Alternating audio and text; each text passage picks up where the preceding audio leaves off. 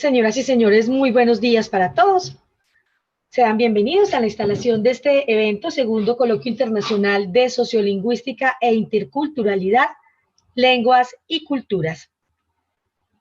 Para comenzar, vamos a escuchar las notas del himno de la Universidad de Caldas.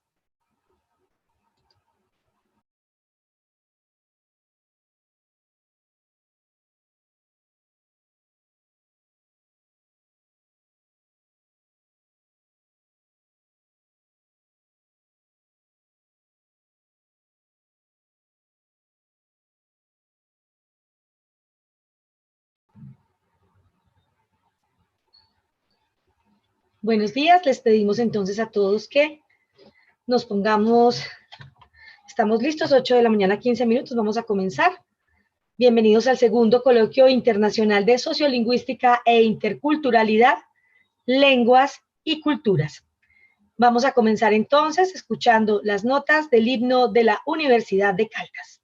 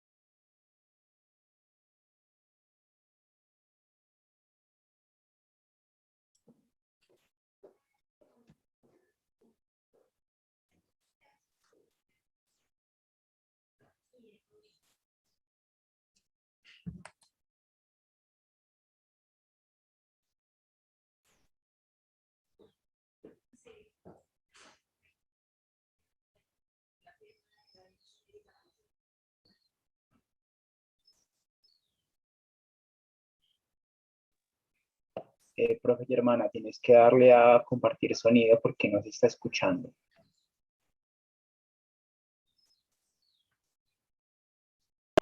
Son razones que alumno y maestro llevarán como herencia y verdad. En la puerta del sol de los Andes, hasta hablando un futuro mejor. Desde Caldas magníficas marces, alma mater tu noble labor. Con la lumbre de la inteligencia, ver senderos en la oscuridad, es oficio que otorga la ciencia, dimensión de universalidad. Un camino sin fin por la historia, tu presencia define el andar, y apoyada en tu propia memoria, la excelencia es tu norte central. En la forja del sol de los Andes, hasta hablando un futuro mejor. Desde Caldas magníficas marces, alma mater tu noble labor.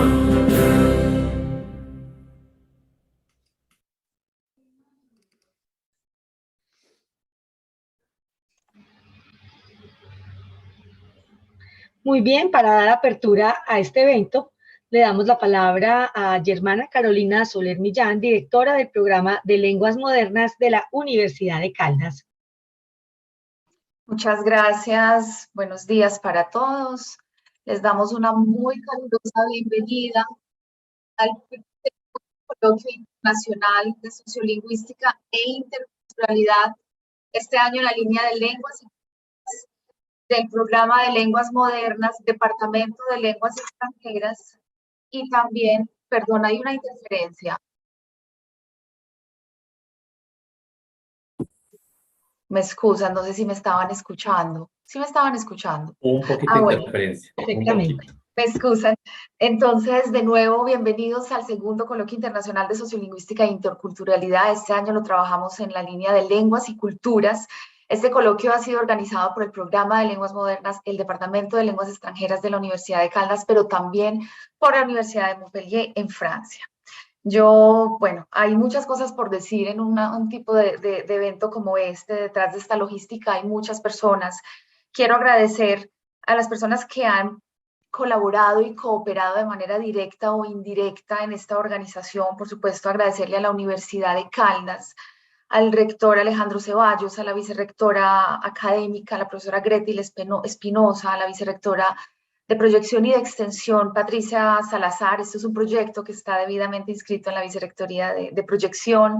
También agradecerle a los directores, a la decana de la Facultad de Artes y Humanidades, la profesora Claudia Jaramillo, y a la facultad en general por todo el apoyo que hemos tenido, también para la difusión del evento, para la realización de las piezas, bueno, para toda esa logística. Gracias también a los directores de los departamentos del Programa de Lenguas Modernas, a la profesora Paula Hoyos, directora del Departamento de Lingüística y Literatura, al profesor Juan Bernardo Ceballos, director del Departamento de Lenguas Extranjeras. También gracias a prensa, a Adriana Salazar, jefe de prensa, a Mateo por estar detrás también de toda esta organización. Gracias al profesor Guillaume Roux, quien es el coorganizador de este coloquio internacional. También al profesor Diego, que ha hecho parte de esta logística. Debo agradecer también a todo mi equipo de trabajo, a Luis Carlos Nieto, a los estudiantes que han estado detrás de todo esto también, a los monitores, a Andrés Daza, a Steven, a Erika, a Ana, que no se me pase nadie, por favor. Y quiero contextualizar un poco por qué este coloquio, por qué estamos hoy realizando la segunda edición del Coloquio Internacional de Sociolingüística e Interculturalidad. El primero lo hicimos, por supuesto, en modalidad presencial. Este año no quisimos esperar más y finalmente dijimos, vamos a hacerlo, y aquí estamos. Yo me siento feliz, me siento orgullosa que un evento de impacto no solo regional y nacional, sino también internacional. Tenemos a unos invitados de lujo, nacionales, internacionales y locales. Este coloquio tiene como objetivo ofrecer a la comunidad colombiana, latinoamericana, y yo digo de manera algo ambiciosa, y a los lingüistas del mundo, un espacio de reflexión, de investigación, de discusión de alta calidad sobre temas relacionados con las lenguas nativas, minoritarias, segundas, lenguas extranjeras en diferentes contextos. Sabemos que las lenguas se adquieren mediante un proceso que revela la presencia de universalidades, independientemente de la lengua, ya que todo ser humano expuesto a una lengua desde su nacimiento acaba por aprenderla. Sin embargo, las condiciones y las situaciones en las que se adquieren o aprenden las lenguas pueden otorgar diferentes estatus, desde lenguas dominantes o incluso lenguas en peligro de extinción, como es el caso del territorio colombiano. Estos estatus reflejan políticas o representaciones que pueden encontrarse en fenómenos diglósicos, particularmente presentes en este contexto de América Latina y también, por supuesto, de Colombia, pero también en otras regiones del mundo.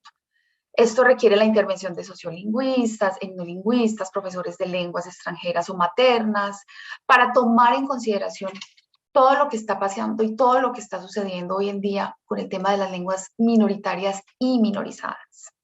Así pues, el objetivo de este evento es, por tanto, reunir a expertos en los campos de la lingüística, de la sociolingüística, de la didáctica, para ofrecer un encuentro que reúna las universalidades del lenguaje, las características contextuales de las lenguas y su didáctica.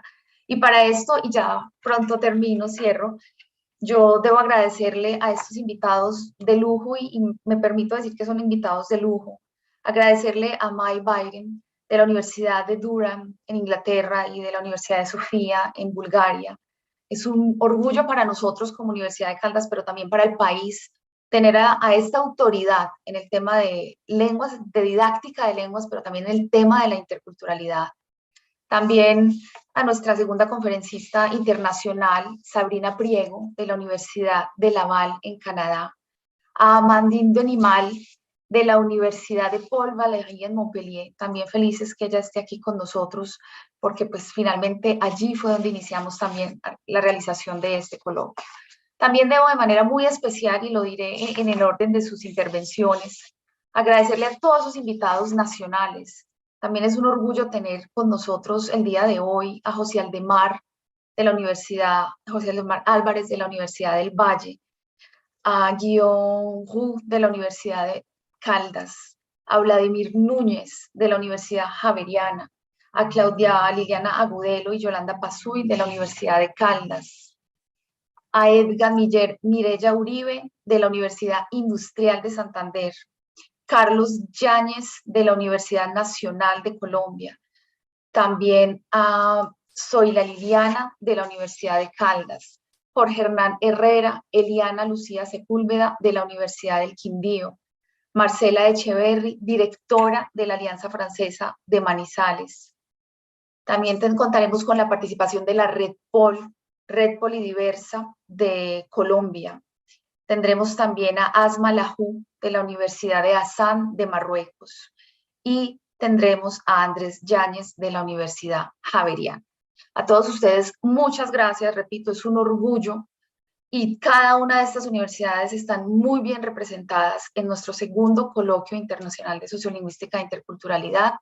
Bienvenidos y desde ya auguro éxitos en este coloquio. Recordemos que estaremos reunidos hoy todo el día, mañana viernes también hasta la 1 de la tarde y será un evento que será debidamente certificado para quienes asistan a todas las sesiones. Estudiantes que sé que están conectados, profesores, colegas, amigos, gracias por estar acá. Bienvenidos de nuevo, gracias a todos. Muchísimas gracias a nuestra directora del programa de Lenguas Modernas. Esta transmisión está llegando hasta ustedes a través del canal de YouTube de la Universidad de Caldas y ahí pues quedará todo el evento del segundo Coloquio Internacional de Sociolingüística e Interculturalidad, Lenguas y Culturas, quedará pues guardado para que más adelante quienes quieran revivir estos momentos puedan ingresar y encontrar la transmisión. Le damos la palabra a Juan Bernardo Ceballos, director del Departamento de Lenguas Extranjeras. Muy buenos días.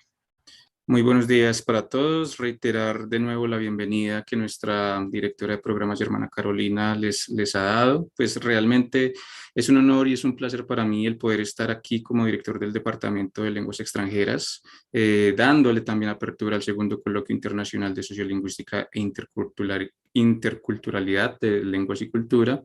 De alguna manera quiero agradecerle en primera instancia, pues obviamente a la Universidad de Caldas, a su rector, a la Vicerrectoría de Proyección Universitaria, a la Facultad de Artes y Humanidades y pues por supuesto a la directora del programa de Lenguas Modernas, Germana Carolina, junto con su equipo de trabajo, el permitirnos tener este tipo de espacios donde podemos hablar de cultura, de representaciones sociales, de didáctica, de muchos otros temas que conciernen en este tipo de eventos y que nos ayuda a mejorar nuestra labor no solamente como docentes e investigadores, sino también como agentes culturales y de uso de un idioma en contexto.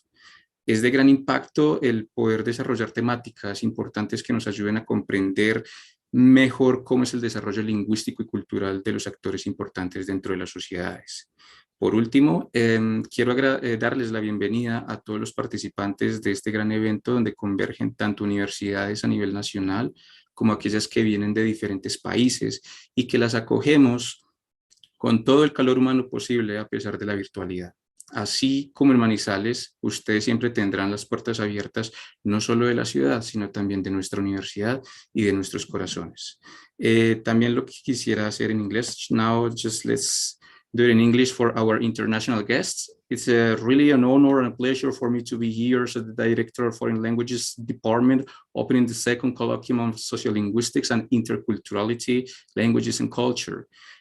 First of all, I would like to thank Caldas University, the rector, the vice rector of a university projection, the faculty of arts and humanities, and of course the director of the modern languages program, Germana Carolina Soler, along with her work team, to allow us to have such wonderful spaces where we can talk about culture, social representations, didactics, and so on, and which help us to improve our work not only as teachers and researchers, but also as cultural agents and users of a language in context.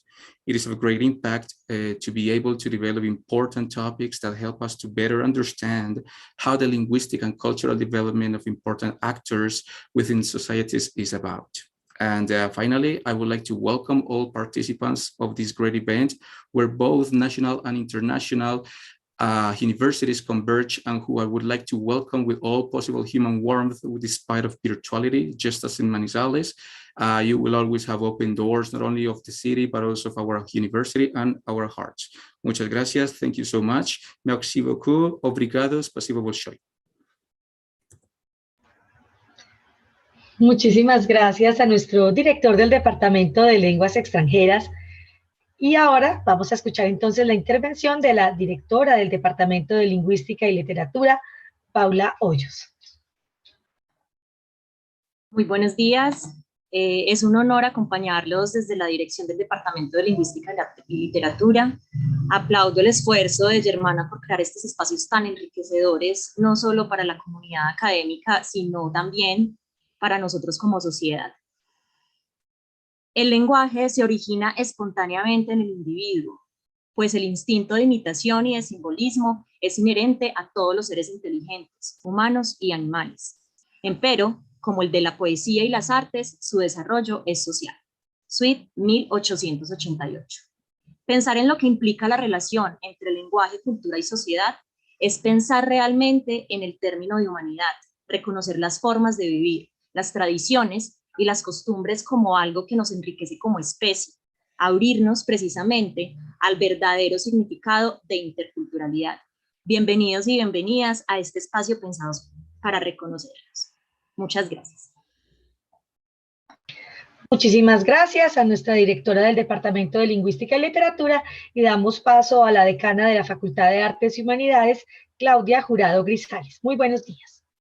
Buenos días, muchas gracias Adriana, buenos días estimados profesores, profesoras e invitados. Hoy es un día muy especial, no solamente por este evento, hoy también estamos celebrando el Día de la No Violencia de Género.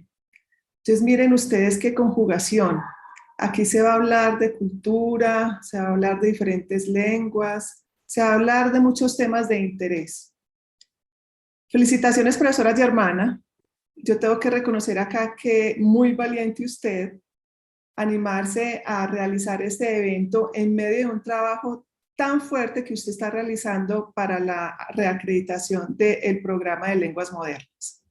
Eso quiere decir que no solamente le apasiona su trabajo, sino que también le apasiona el tema que hoy nos convoca.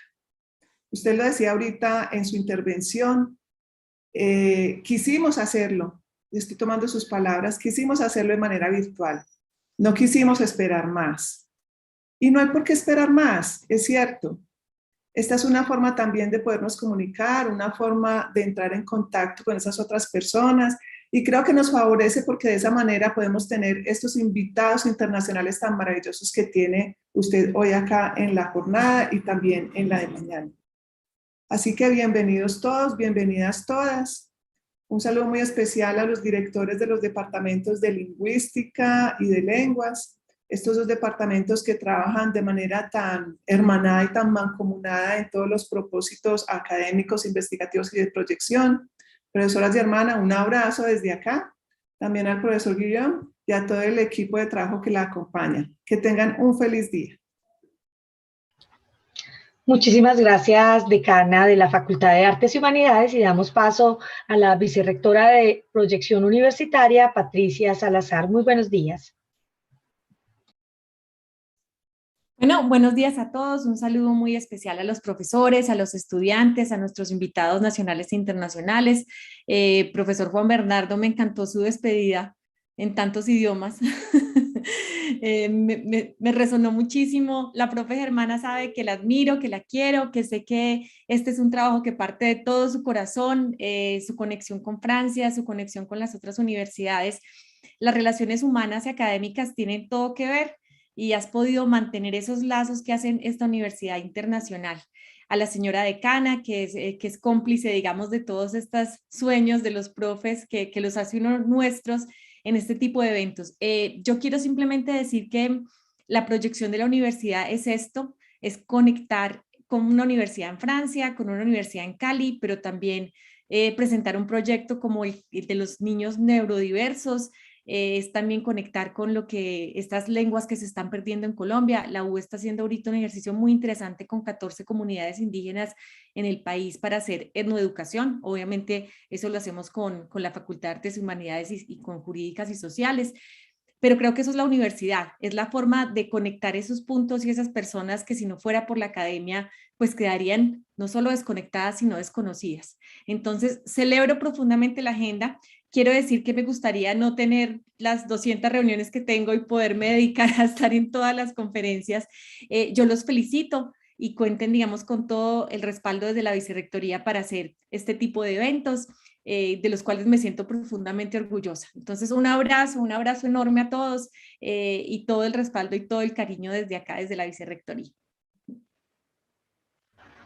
Muchísimas gracias a nuestra vicerrectora de Proyección Universitaria, Patricia Salazar, y le damos paso a nuestra vicerrectora académica, Gretel Espinosa Herrera. Muy buenos días.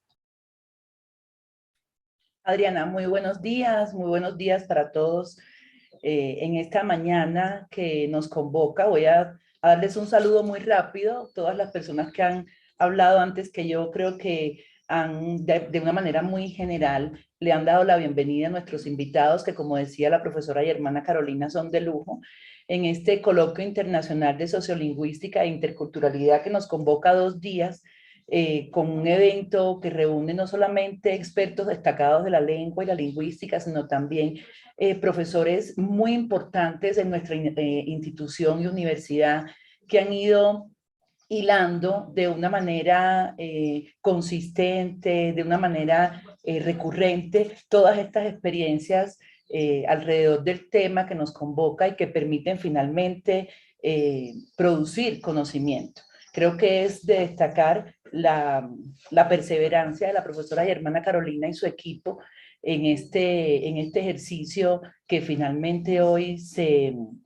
consolida y que seguramente dará muy buenos resultados para el conocimiento y la experiencia de primera mano que nos traen los invitados. Bienvenidos a nuestros invitados, los nacionales, los internacionales. Creo que acceder en estos momentos, ya finalizando año, a participar en un evento tan importante para nosotros dentro de la universidad es algo que debemos destacar. Sabemos cómo ha sido todo este tema de pandemia, todo lo que nos ha quitado en todos los sentidos, y aún así continuamos con la fuerza y la motivación académica para poder entregar a las personas que nos escuchan, a las personas que nos consultan, ¿sí? Todo lo bueno que tenemos para dar en términos académicos y científicos. Creo que es importante destacar que en todos estos, bueno, en estos 2 días que vamos a tener de trabajo, se desarrollarán temas muy importantes que, como mencionó la profesora y hermana, y está en nuestra agenda, se relacionan con el tema de la lengua, la cultura, lo étnico, también el tema de los discursos y las representaciones que las diferentes sociedades y comunidades tienen, todo lo relacionado con la enseñanza, la construcción discursiva, y creo que son temas que convocan de una manera especial a los académicos, porque vemos que cada día que tienen un papel más importante en la comprensión que tenemos de las sociedades, incluso cuando retomamos en algunas lenguas que consideramos se han ido perdiendo, digamos, esa dinámica y el fortalecimiento de esas lenguas. Creo que es importante el trabajo de este tipo de ejercicios que se hacen desde la parte académica. Agradecer de manera especial nuevamente a nuestros invitados, a la profe, a su equipo, a la decana, a todos los que de una manera u otra han aportado para que hoy demos inicio a este coloquio. También a las personas que están conectadas, a los profesores, a nuestros estudiantes, y bueno, espero que este sea, digamos, una jornada, esta y la que sigue, una jornada en la que podamos aprender mucho y podamos reforzar todo lo que sabemos que nuestros invitados traen y que de alguna forma va a permitir que fortalezcamos nuestros procesos educativos con nuestros estudiantes. Bienvenidos a la Universidad de Caldas todos. Muchísimas gracias a nuestra vicerrectora académica, Gretel Espinosa Herrera. Y vamos a darle paso entonces a un saludo muy especial que nos ofrece el señor rector de la Universidad de Caldas, el doctor Alejandro Ceballos Márquez.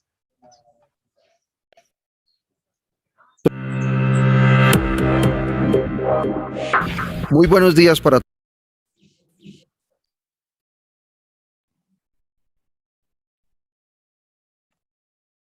todos ustedes quienes nos acompañan en la apertura de este segundo coloquio internacional sobre sociolingüística e interculturalidad. Me siento muy complacido de poder estar aquí con ustedes a través de este video, lamentablemente, pero acompañándolos en la apertura de este evento tan importante para la universidad y ya el segundo que se realiza sobre este tema particular. Es muy importante que nosotros podamos compartir experiencias en lo que conocemos en términos de la interculturalidad. Estamos cada vez en un mundo más globalizado y debemos conocer más de otras culturas, inclusive dentro de nuestro mismo país.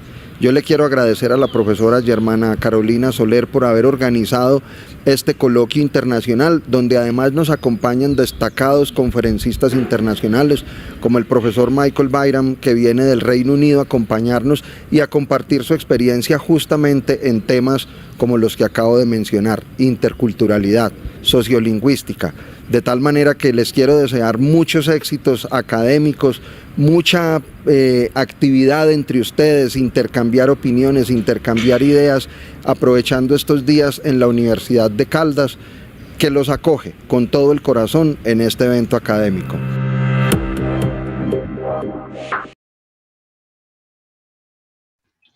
Muy bien, ese era pues el saludo por parte del rector de la Universidad de Caldas, el doctor Alejandro Ceballos Márquez. Y para continuar con la instalación de este segundo coloquio internacional de sociolingüística e interculturalidad, tenemos una presentación musical para que todos ustedes comiencen esta mañana y disfruten. Es un proyecto que de compromiso de composiciones originales de Jaime Jaramillo Arias. Jaime Jaramillo Arias Big Bang, profesor del Departamento de Música de la Universidad de Caldas, que fusiona la música colombiana con el jazz en formato de vientos y base típico del jazz, con adición del cuatro llanero o el tiple colombiano. Los integrantes de la Big Band son en su mayoría docentes del Departamento de Música, más un estudiante y un invitado de la escena nacional. Mecánico de Sueños es un pasaje llanero en el que contamos como invitado con el gran cuatrista venezolano Jubel Ulacio. Canta Piedad Botero, profesora de violonchelo del Departamento de Música. Los saxofones son interpretados por el profesor Agustín Castro, profesor de saxofón. Las trompetas y trombones están a cargo de Juan Sebastián Velasco, estudiante de la licenciatura en música. El bajo lo toca el profesor Juan Pablo Yepes Valencia, la batería el profesor Sebastián Trejos y la guitarra, la composición, los arreglos y la dirección están a cargo del profesor Jaime Jaramillo Arias. Otra de las obras que podremos apreciar, El Viejo y el Jardín, es un pasillo en el que invitamos a la cantante pereirana Lina María Ibarra. Los saxofones están a cargo del profesor Javier Esteban Muñoz, las trompetas y trombones a cargo del estudiante Juan Sebastián Velasco, el tiple lo interpreta David Henke, invitado desde Armenia, y el bajo lo interpreta Ari Álvarez desde Cali. La composición, los arreglos y la dirección están a cargo del profesor Jaime Jaramillo Arias. A continuación, entonces, disfrutemos de esta presentación musical.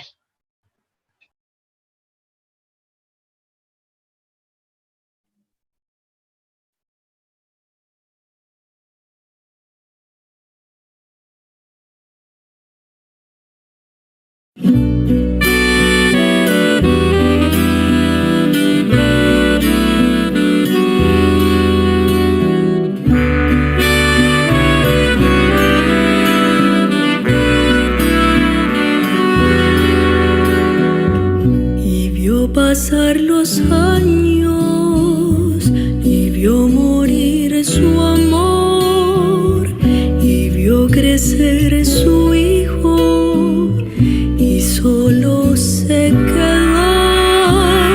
Su cuerpo se cansó de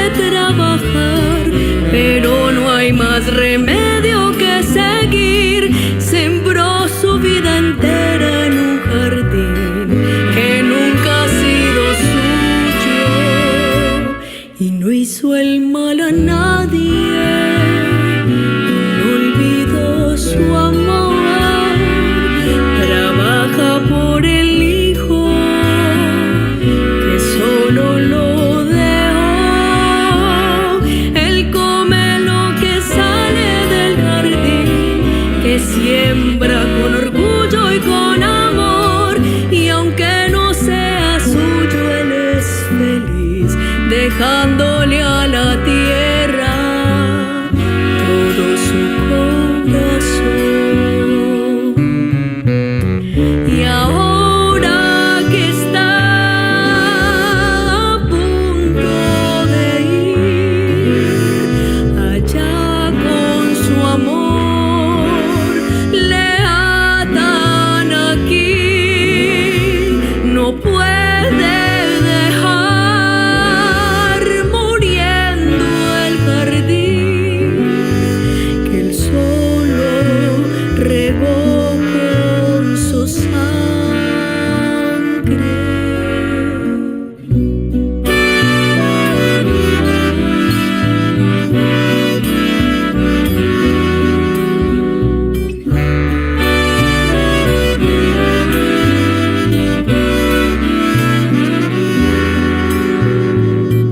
El dueño de esa tierra que nunca trabajó en contra de su alma, al viejo despidió, dejándolo sin sueño y sin jardín, ni techo, ni la estera de dormir. El viejo llora al alma al caminar y el campo lo acompaña, le besa cada paso, el viento viene a él, le roza las mejillas, le acaricia la piel, las hojas se desprenden y se van, llevadas por el viento hasta sus pies, y ablandan cada paso al caminar, sanando su dolor. Y ahora que está a punto de ir allá con su amor, le atan aquí, no puede dejar muriendo el jardín que él solo regó con su sangre. Y en cada lugar en donde lloró, las lágrimas dieron frutos de amor, las flores llenaron todo el jardín. El viejo no pudo seguir y se fue con su amor y murió en el jardín.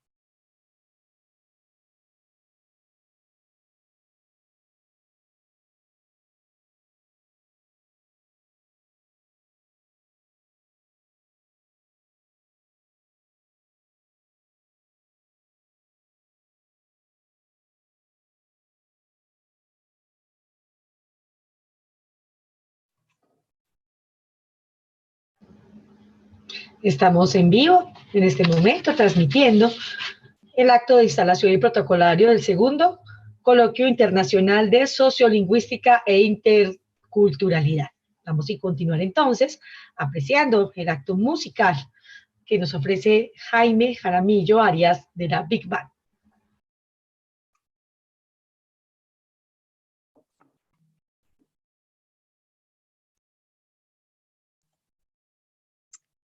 Bueno, en este momento hemos terminado el acto musical. Esta era la pieza en un solo video, la pieza de los maestros que nuestra jefe de prensa anunció. Entonces, yo creo que ya pasaremos a la apertura y a la presentación de nuestro primer invitado. Gracias, profesora Germana. Entonces, sí, de esta manera damos como finalización a este acto de instalación. Ya continuamos con la agenda académica, quedan en la mejor compañía con la profesora Germana Carolina. Y pues a todos ustedes, muchísimas gracias por conectarse. 8 de la mañana, 50 minutos, 50 personas conectadas a través de nuestra red de YouTube. Que tengan un bonito día y muchos éxitos en esta jornada. Muchas gracias, Adriana, nuestra jefe de prensa de la Universidad de Caldas. Gracias por habernos acompañado como maestra de ceremonia en esta apertura y en este acto protocolario de nuestro segundo Coloquio Internacional de Sociolingüística e Interculturalidad. Nosotros entonces seguimos en este momento. Vamos a darle ya la apertura a nuestras conferencias y a nuestro invitado. Lo repetiré las veces que sea necesaria, y es que definitivamente contar hoy con el maestro, con el grande, con la autoridad en lenguas, en didáctica de lenguas y en interculturalidad, contar hoy con la presencia de el señor Mike Byron, realmente es un orgullo para la Universidad de Caldas, para el país. Sé que hay personas conectadas desde otras partes del mundo. Nos han saludado desde México, desde Francia, desde España, desde Estados Unidos, desde la Universidad de Purdue. Esto yo debo decirlo porque me llena de mucho, mucho, mucho orgullo por estos invitados, porque yo sé que se conectan por los invitados de lujo que tenemos. También muy especialmente agradecer a este maravilloso acto que acabamos de ver, gracias al profesor Jaime Jaramillo de nuestra universidad también por esta belleza de acto que hemos podido deleitar. Bueno, entonces vamos a darle inicio. Sabemos que a las 9 en punto, en unos cortos minutos, el señor Mike Byron comienza con su conferencia de apertura. Yo voy a permitirme presentarlo en las dos lenguas para quienes están conectados también desde otros países. ¿Quién es Mike Byron? Habría mucho que decir del doctor Mike Byron. Mike Byron studied languages at King's College, Cambridge, wrote a PhD in Danish literature, and then taught French and German in secondary and adult education. He was at Durham University from 1980, where he trained language teachers and researched linguistic minorities and foreign language education. In the 2000s, he was advisor to the Language Policy Division of the Council of Europe and was recently involved in the COE works on a reference framework on competence for democratic culture and the accompanying portfolio. His most recent author book is Teaching Intercultural Citizen Across the Curriculum, The Role of Language Education. And he has written a new edition of Teaching and Assessment Intercultural Communicative Competence. He's now Professor Emeritus there and guest research professor at Sofia University San Clemente, esto es difícil de pronunciar, Oritsky, Bulgaria, working on a project on the assessment of the PhD.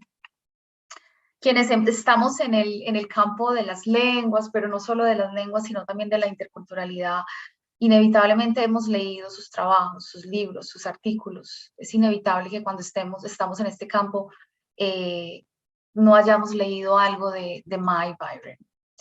En este momento quiero también presentar a nuestro invitado en español, porque sabemos que también hay público de antropología, de sociología, que no necesariamente están en el campo de las lenguas. Mike Byron estudió idiomas en King's College, Cambridge, escribió su doctorado en literatura danesa y luego enseñó francés y alemán en secundaria y educación para adultos. Estuvo en la Universidad de Durham, en Inglaterra, desde 1980, donde instruyó profesores de idiomas e hizo investigación sobre minorías lingüísticas y enseñanza de lenguas extranjeras. En los 2000 fue consejero para la División de las Políticas del Idioma del Consejo de Europa y recientemente participó en el COE sobre un marco de referencia de competencias para la cultura democrática y el portafolio adjunto. Su más reciente libro como coautor es La enseñanza de la ciudadanía a través del currículo, el papel de la enseñanza de idiomas, y ha escrito una nueva edición de enseñanza y valoración de la competencia comunicativa intercultural. En la actualidad es profesor emérito allí y profesor invitado de investigación en la Universidad de Sofía en San Climent, Bulgaria. Allí trabaja en un proyecto sobre la valoración de un doctorado. Esta biodata de Michael Byron se queda un poco corta, tendríamos mucho que decir sobre él. Mr. Mike Byron, welcome again. I already said this. I feel very pleased that you are here with us. There are many people waiting for you, people from Colombia and people from other countries, teachers, students. So thank you again. It's 8:56. Maybe we can wait 4 minutes before beginning your conference. Maybe you want to say some words for the public and say hello to everybody, and then at 9 we can begin your conference. Thank you very much, Jimena, and everybody for inviting me to your conference. It's nice to be in Colombia again, not quite physically, but virtually. I have been to Colombia 2 or 3 times some years ago and have some very pleasant memories and good friends there. So it's wonderful to be able to talk to you through the internet. I mean, as we all know, it's not quite the same as being there, but it also means that we can participate more easily than in the past. So we've learned something from the pandemic about how we can profit from the internet and so on. I heard your kind of introduction. Thank you very much for that. One thing which perhaps is missing, and that's not your fault, that's partly the way in which I write these introductions and so on, but I think one important point I would say is that I began my professional life after university and after my PhD studies. I began my professional life as a teacher of French and German in a secondary school. Which was a community school. So in other words, it also had classes for adults as well as for young people between the ages of 13 and 18. And so I had experience of teaching different age groups in an English environment, teaching foreign languages in an English environment, which is not an easy job for anybody because, well, to put it crudely and simply, everybody thinks, well, English people think that everybody speaks English, so why should we learn a foreign language? That's of course not true. It's a wild stereotype and generalization, and it is important to be able to speak foreign languages, but it's partly the reason why I have put in my professional life a lot of emphasis upon the educational value of language learning. And that, I think, will also be present very much in what I say this morning, or for you, this morning for you and this afternoon for me. That's right. And just to put the context, it is afternoon for me, early afternoon. The sun is shining, the sky is blue. I can look out of the window and see the English Channel as I live now on the south coast of England in Brighton. That's what at least part of the year, and then part of the year in France. So that gives you a little bit of my bit more of my background, and maybe also explains the kinds of things that I'll be saying when we start. Okay, thank you very much for this short introduction. I have forgotten something for the public. He olvidado algo, aunque está en el programa. Esta tarde, por supuesto, tendremos la mesa redonda con los conferencistas y los ponentes. Nuestro querido invitado, Mike Byron, estará acompañándonos en la mesa redonda de las 5 de la tarde. Allí estarán respondiendo unas preguntas bastante interesantes sobre este tema de las lenguas, de las didácticas, lenguas extranjeras minoritarias también. Los esperamos a las 5 de la tarde. Antes de darle la palabra a Mr. Byron, también les recuerdo un saludo muy especial para los egresados. Sé que también están conectados, egresados del programa de Lenguas Modernas, no los he olvidado. También un saludo para ustedes y un abrazo. Debo decirles que, lo dije al inicio, pero lo repito, el coloquio será certificado quienes estén en las 3 sesiones, es decir, jueves en la mañana, jueves en la tarde y viernes en la mañana. Al final de esta sesión de esta mañana se estará enviando el formulario de asistencia para que por favor lo diligenciemos, y quienes estén en las 3 sesiones, pues se les estará haciendo llegar su debido certificado. Vamos entonces a escuchar a nuestro invitado de lujo, lo repito, el doctor Mike Byron, de la Universidad de Durham, en Inglaterra, y de la Universidad de Sofía, en Bulgaria. Mike Byron nos estará hablando sobre the value of interculturality in language teaching in education. Por favor, para las preguntas, es muy importante que las vayamos depositando en YouTube, en el chat de YouTube, y tenemos pues al equipo de trabajo que va a ir trayendo las preguntas aquí a la sala donde estamos para el doctor Byron. Entonces, no duden en escribir sus preguntas y sus comentarios que el doctor Byron al final estará respondiendo. So, the floor is yours. The value of interculturality in language teaching and education.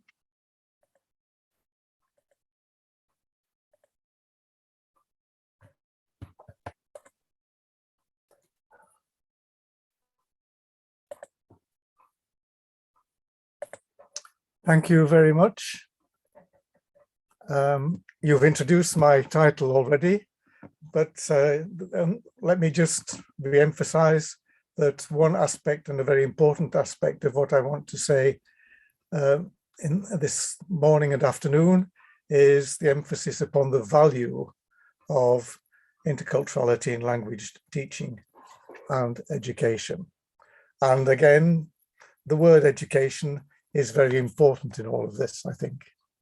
Let me just give you an overview of what I want to say. And I want to make an argument, not just to present things, but to make a specific argument for a particular approach, which I call an internationalist approach to foreign language teaching within the context of democratic values. In order to do that, I'll begin by briefly defining and describing intercultural competence and intercultural communicative competence, so that we are all, as it were, on the same page, as we say in English, all starting from the same basis. And that will be rather simple and straightforward. Then I'll introduce what I mean by internationalism, to emphasize this internationalist approach, and then give an example of what I mean, and then again, ultimately come back to the question of values. So if we, to look at the question of, and to try to define and describe intercultural communication and competence, let's begin with an example, which is in a sense taken from my own experience, not directly, because I never had the experience of having an illegal incident to deal with in the school where I worked, but it's the sort of thing that can happen in a school where something has happened, some illegal incident of some kind, and the school has had to bring into the situation a lawyer. And what would happen then is that these two people, a teacher and a lawyer, would need to talk about the incident in an English school.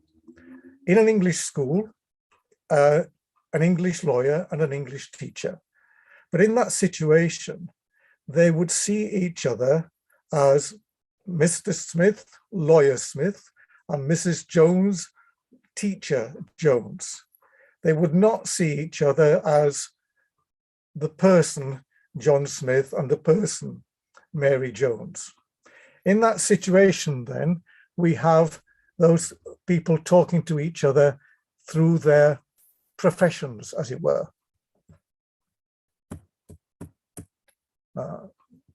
What's happening now? I can't. There we are. Now let's imagine the same or similar situation, but in this case, the illegal incident has happened during an exchange visit from a French group of students and teacher. And in this case, the same thing has to happen, that a lawyer is brought in to deal with to advise on the illegal incident. In this case, we would still have lawyer Smith, and we would still have a teacher, but in this case, a French teacher, a teacher of English from France, who would be, let us say, Madame Leroy. However, in this case, there's an extra dimension that Madame Leroy would see the lawyer as English lawyer Smith, and this lawyer would see the teacher as French teacher Leroy. But again, they would not see each other in their personal identities as John Smith or Marie Leroy. In those situations, then, what's happening is that those social identities, in this case, professional identities, are present. And in addition, in the second example, there are national identities present. But the social identities are prominent and salient, not the personal identities, which are in a sense irrelevant.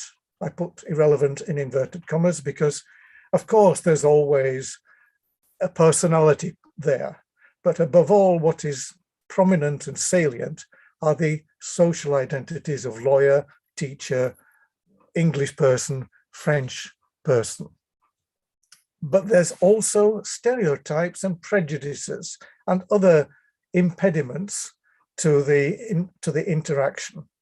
In both cases, let's just go back to the first case. We all have, I say we, now I'm thinking of English people, but I think all of this could be transferred to Colombia or wherever else.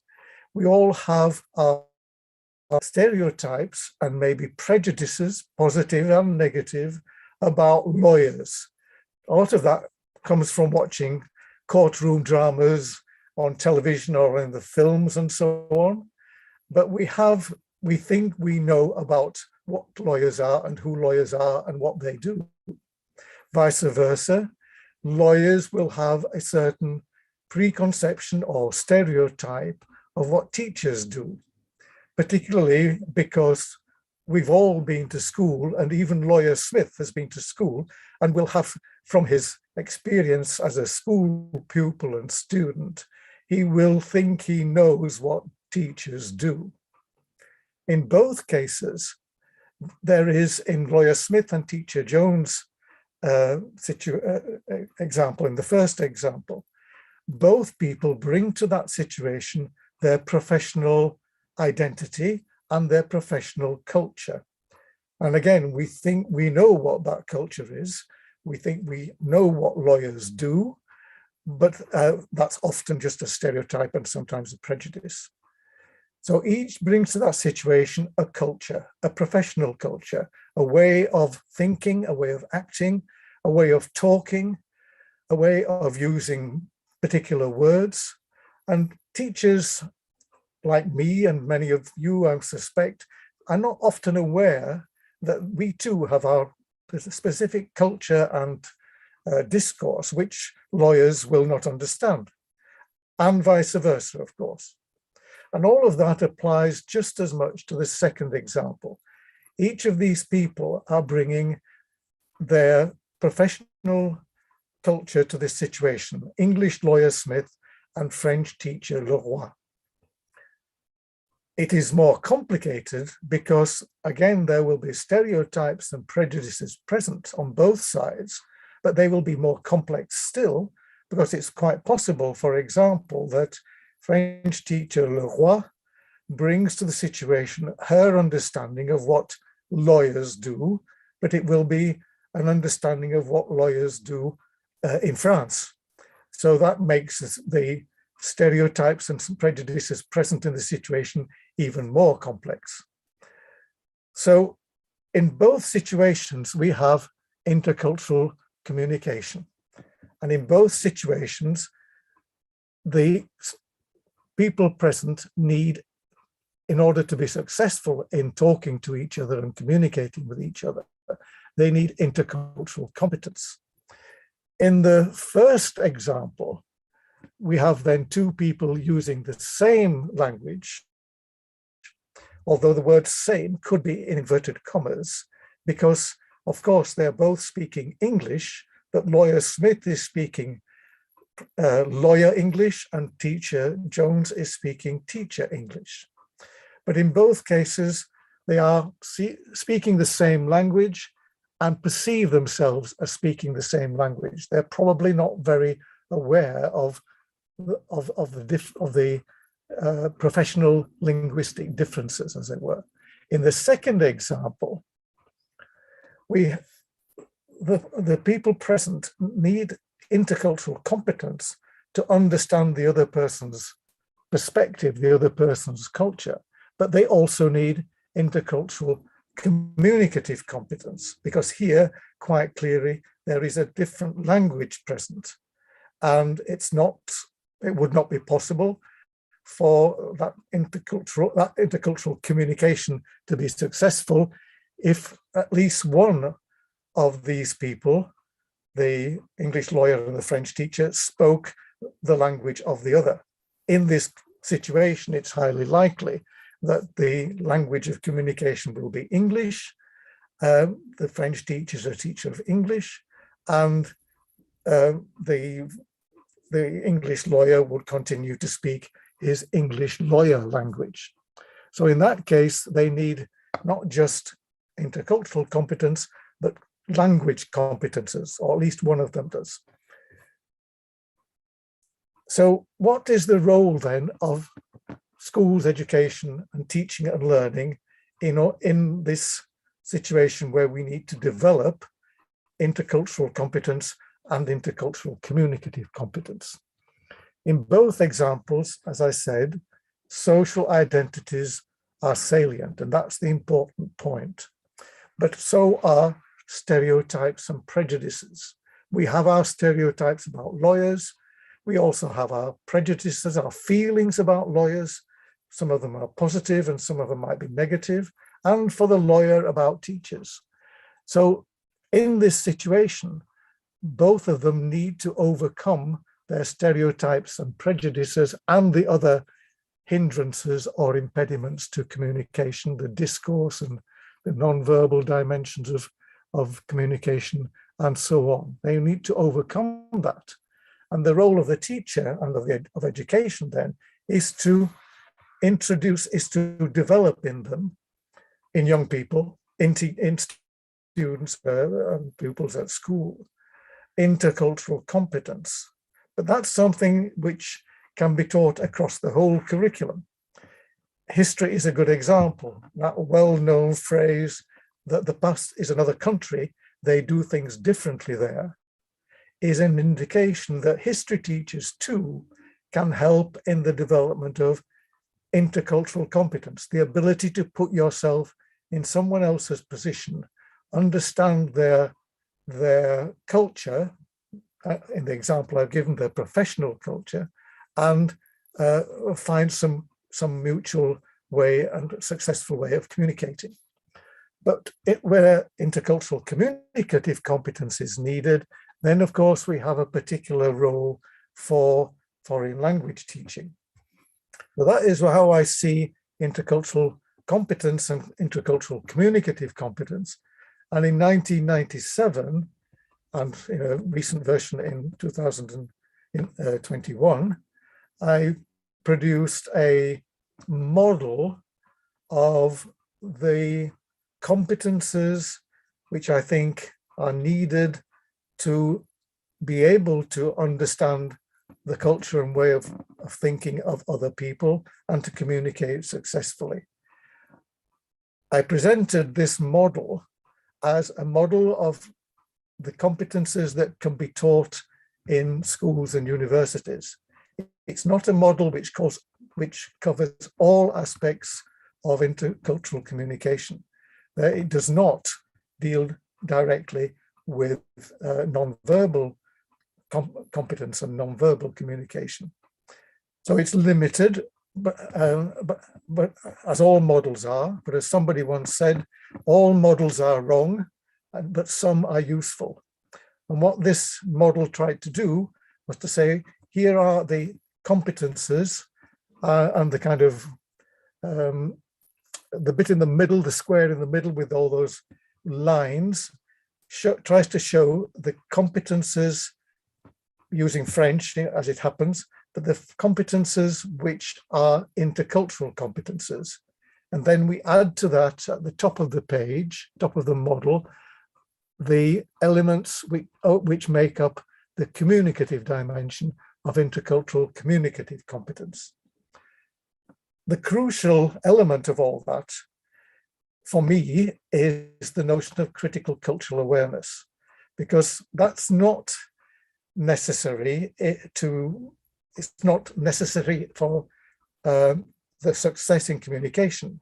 The success in communication depends upon knowledge about other people, knowledge about the way in which communication works, depends upon, and I'm looking at the list on the right now, on the ability to interpret and relate texts or discourse, interpret and compare and contrast and understand the ways in which a lawyer talks and the ways in which a teacher talks. It depends upon the ability to discover and interact with people and to find ways of discovering what we do not know about the lawyer culture, for example. We need the skills to find out more when we realize that we're not understanding what the lawyer is saying because we don't understand the way he thinks.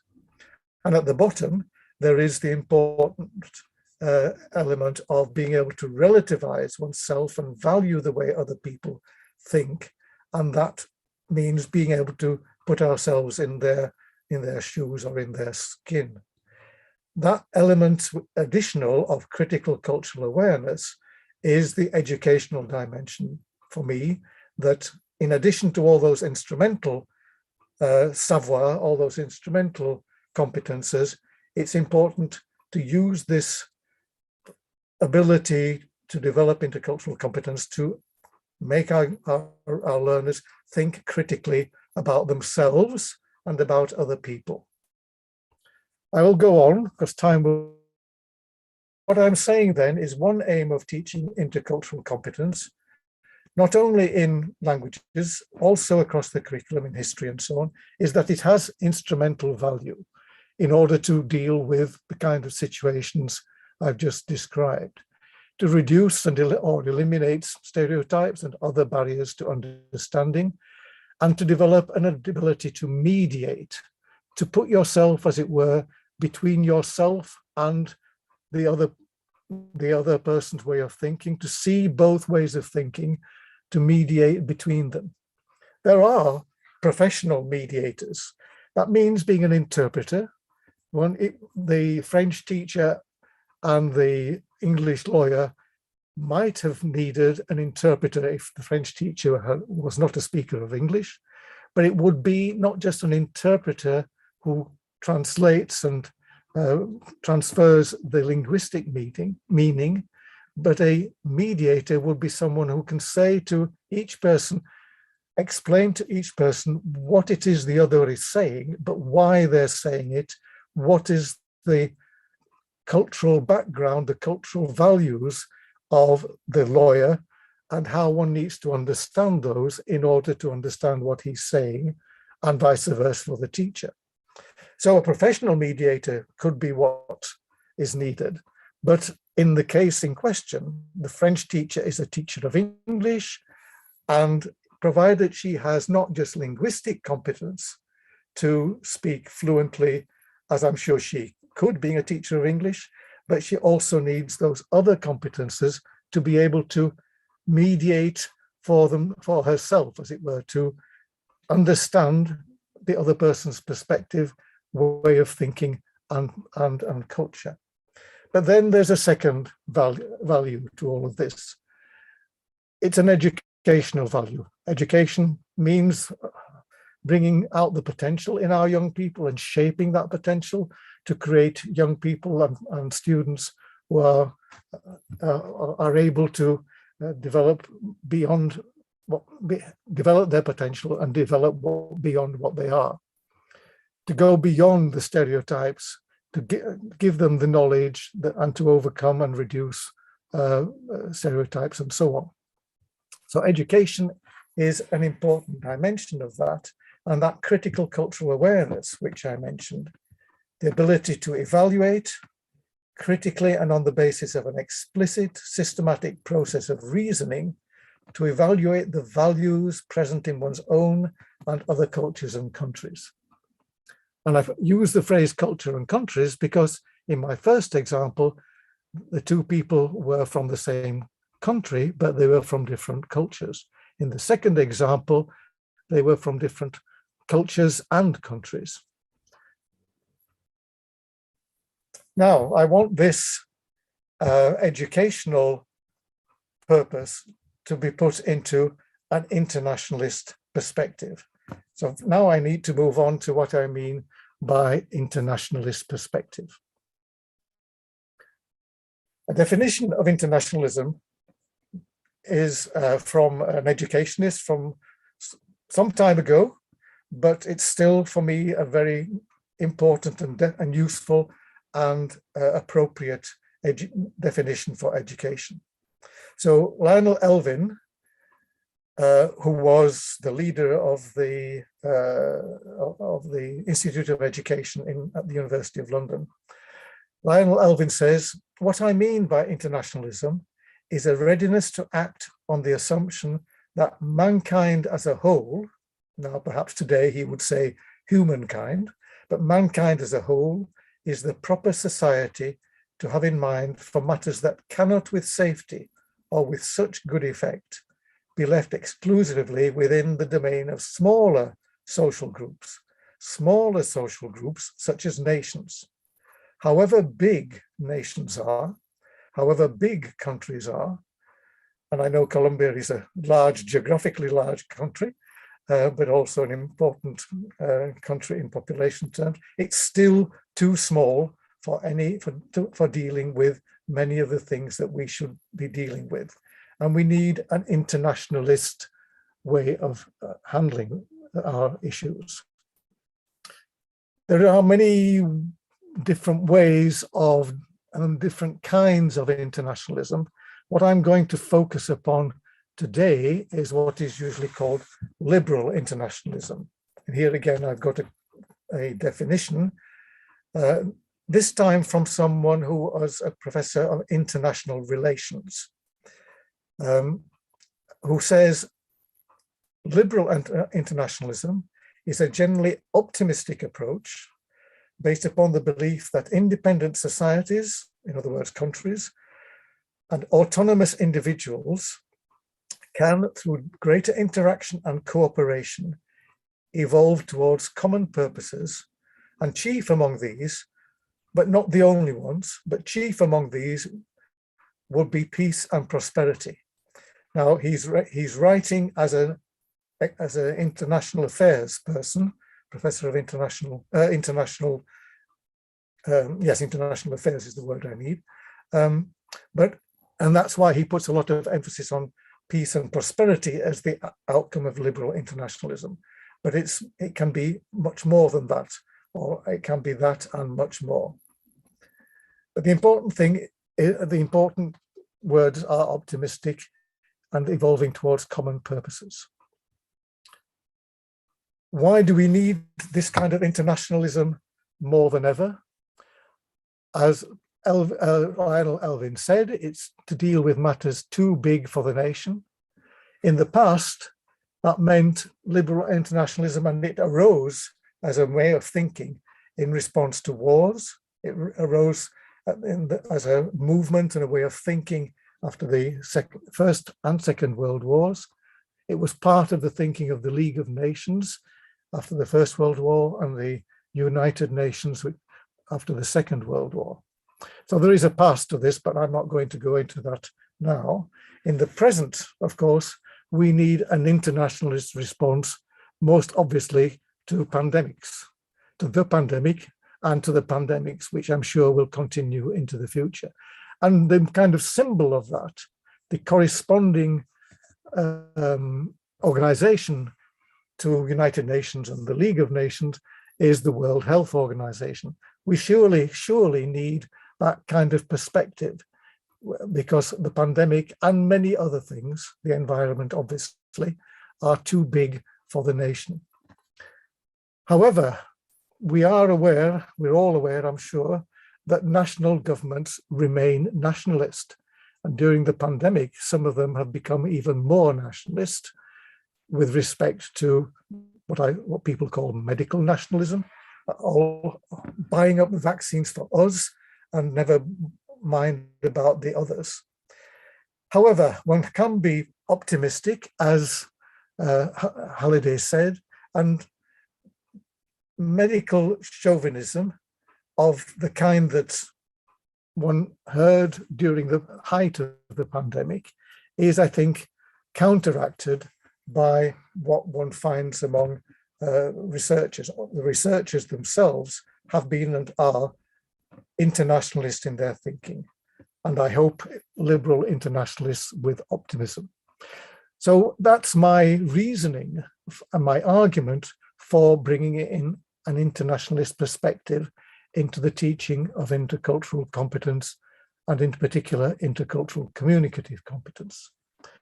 So an internationalist, well, what is an internationalist is best answered by saying, what does an internationalist do? I think it's someone who interacts and cooperates, and I'm now implicitly referring back to that definition a moment ago, cooperates for common purposes, as Halliday said, on matters which are greater than can be left to nations. And of course, today we know the two big ones, which have been very much in the news recently, COVID-19, obviously, but also the COP event reminds us about the environment. But there are others as well, of course. An internationalist then is someone who cooperates to try to do things about these issues which are greater than can be left to nations. He or she is also someone who identifies with a group in which national identity is not salient, not prominent. Someone who stops seeing the other as French, British, Japanese, Colombian, whatever it is, as one of them, and begins to see themselves as an internationalist group with an internationalist identity, so that they might think of themselves as one of us environmentalists, as one of us COVID workers, researchers, or whatever it may be. That's my argument. I'm now going to show you an example. It's an example from South America and England, from Argentina and England. It's not a new example, and there have been further examples developed since this, but it's a very good example because it brings out my points very clearly, and also because the teachers involved, Melina and Leticia, followed up their work with research on the students that they were working with. So the example is written by Melina and Leticia, who are lecturers, university lecturers, professors, and teachers of Spanish in Argentina in the first case, and English in Argentina in the case of Melina, and Spanish in England in the case of Leticia. In a shortened form, what they say in the article in the book that's there, where they describe their project. Just to remind you or tell you, those who are too young to remember, that in 1982 there was a war between Britain and Argentina over the islands in the South Atlantic called the Malvinas, or by the British called the Falklands. And in 2012, when this project was done, so as I say, it's almost 10 years ago now, in 2012, because this was the 30th anniversary of the events, in both countries, there was a lot of chauvinism, a lot of nationalism, again in the newspapers and on the television and so on and so forth. In both countries, and in both countries, the leaders of those countries became very nationalist, and I would say chauvinist in their way of talking about the events 30 years before. Leticia and Melina saw this as an opportunity for citizenship education in the foreign language classroom. So they're going to develop their students' intercultural competence, but they're going to add to that ideas and thinking and practices from citizenship education. So they had large groups of 50 on each side. They broke them down into smaller groups. I'm not going to go through all the details of how this was done in practice, just to give you an overview and the purposes that they had and what they were trying to do. So their aims, their teaching aims, were, to use my word, just to summarize this, was that they wanted to encourage their students to explore and reflect on historical issues in this case, but not only from a national point of view, but also from an international, and I would say internationalist point of view, not just from a nationalist point of view, but also from an internationalist point of view. They wanted them to be able to understand historical issues. So in that sense, they had to do what history teachers do, as I said a moment ago, try to help their students to use their intercultural competence to see the world as it was 30 years previously and to understand how people thought at that time, but also then to understand those positions, those national positions within the international perspective, and to analyze what they found from historical documents, above all newspapers that they found online and so on. Thirdly, they wanted them to challenge the taken for granted assumptions about history in each country. And here is where critical cultural awareness is important. This is the crucial notion that we begin to challenge not just what other people do and think, which is often the first response, but to challenge and think about critically what we do and think or did and thought at the time. But all of that is part of, for me, language teaching, and above all, the educational dimension of language teaching. It's something that they were doing in the language classrooms. They were bringing into the language classroom the principles of CLIL, of combining language and content and language integrated learning, as we call it in Europe. They were bringing content into the language classroom, but it was a language classroom in both cases.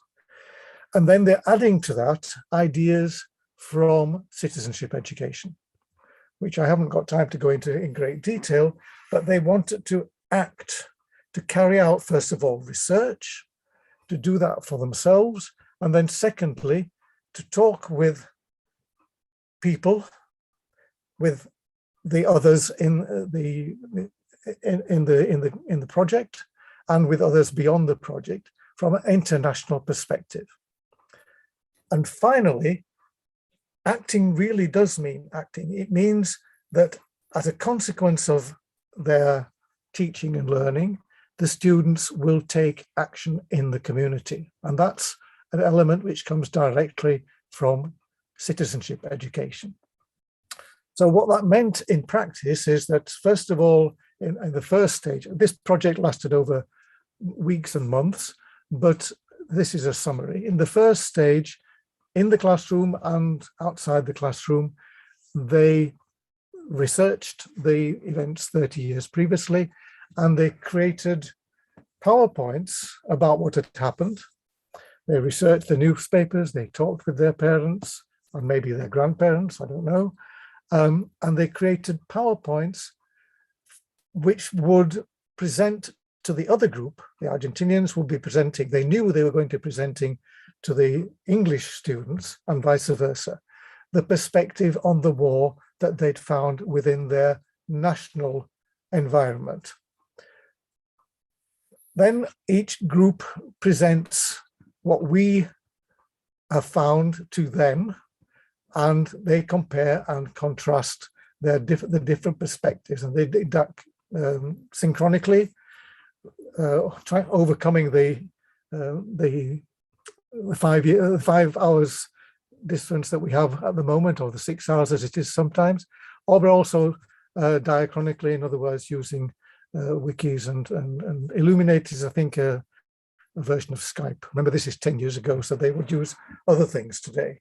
But they interviewed on both sides, in Argentinian and English war veterans, men of the age of 40 and above, who were involved at the time.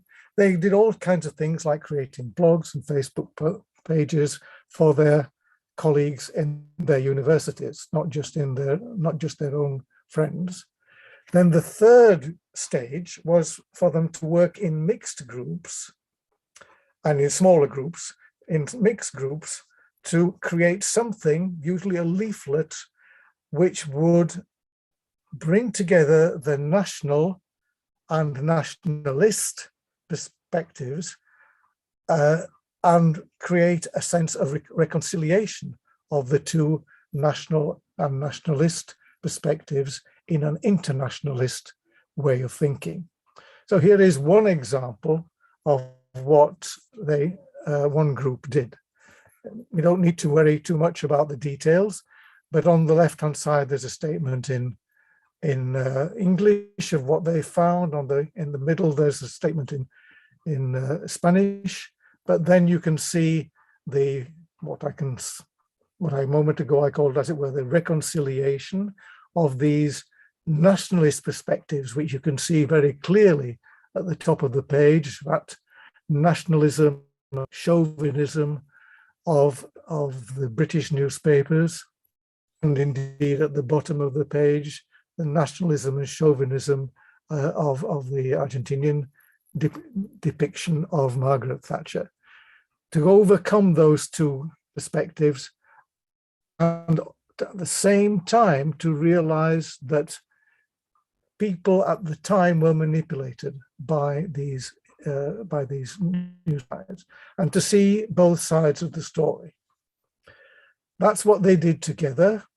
There's another example from another group, all of that more difficult to read, but all of that in Spanish, for a reason which will become clearer in a moment. Because in the fourth stage, they began to take action in the community. That was the phrase that they used, drawing upon citizenship education. So they did all kinds of things. They distributed their leaflets and talked to people in the street. And there is one student trying to engage a passerby and tell them about what they've been doing in their English lessons, but also what they had learned, and to engage people with the thoughts about other ways of seeing the events of 30 years previously, other ways than nationalist ways. Some of them taught, because some of the students in the Argentinian group intended to become teachers, and some of them therefore went out into the community and did some teaching on this topic, sometimes in a private language school, another group in an NGO-supported school, and so on. They did all kinds of different ways of engaging with the community, local community in and around their university. And as I said, what's interesting about this example is that if you want to follow it up, then it has, that Melina in particular has used the data that they collected. Part of those data included transcripts, and when we looked, and when she looked at those transcripts in more detail, there are indications that these students were not just acting as internationalists and acting with an internationalist perspective, but they were beginning to identify with an internationalist perspective and identify with an international group. And now's not the time to go into that in great detail, but it was partly through an analysis of the pronouns and the ways in which they were talking that they began to, you can begin to see that the pronoun we does not mean we English or we Argentinians any longer, which is perhaps the way it began, but becomes we, the international group, thinking about this from an international perspective. Another bit of data came from, well, I can't go into details here, but the Autobiography of Intercultural Encounters is a document which helps students to analyze intercultural encounters. And in this case, the intercultural encounter was with the other group of students. And in this case, one of the students in Argentina wrote about that intercultural encounter, and we begin to see how she identifies as an internationalist, although that's not the phrase that she would use. So she says, I think my peers and I were international peers. Since we were all completely committed to this project, committed with what we knew or investigated more, we divided the task we all did on time with great enthusiasm. So there's a lot of commitment to the group and to this international sense of being a group. She said, I found myself wanting to know more about her partner's culture and points of view. He was eager to help us in many ways as he could. And this is the bit which is about intercultural competence and in particular critical cultural awareness.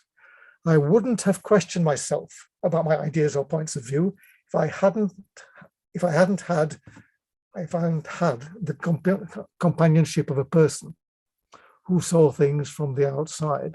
So she began to challenge the way of seeing the Malvinas War and see it from a different perspective. And he, we hope, did the same from his perspective on the Malvinas Falklands War.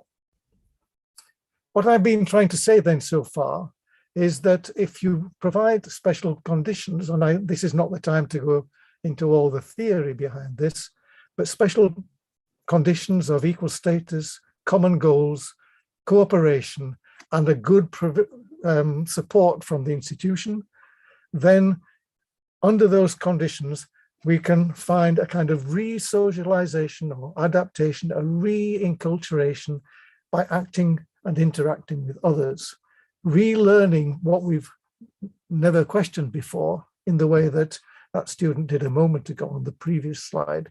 And that all can be as simple as relearning what it's possible to eat, but it's also relearning what is a model point of view. And in that case, then, identifications change and new we groups form. There is a theory behind this. This is not the time to go into that. I must move on because I want to move on to values. What I've been saying so far is that intercultural communicative competence combined with citizenship education and internationalism can go across the whole curriculum. In the example I've given, it was not, but in more recent times, we've developed ways of combining language teaching with other subjects across the curriculum. And in that work, people become internationalists by doing things together and understanding each other and each other's perspective and language. Doing things together then leads to an adoption of an additional new internationality. I'm not claiming that that will last forever, but even if it only lasts for the length of the project, the students will have had a sense of a new way of thinking and valuing the world. And values is what I want to come on to in my last few minutes.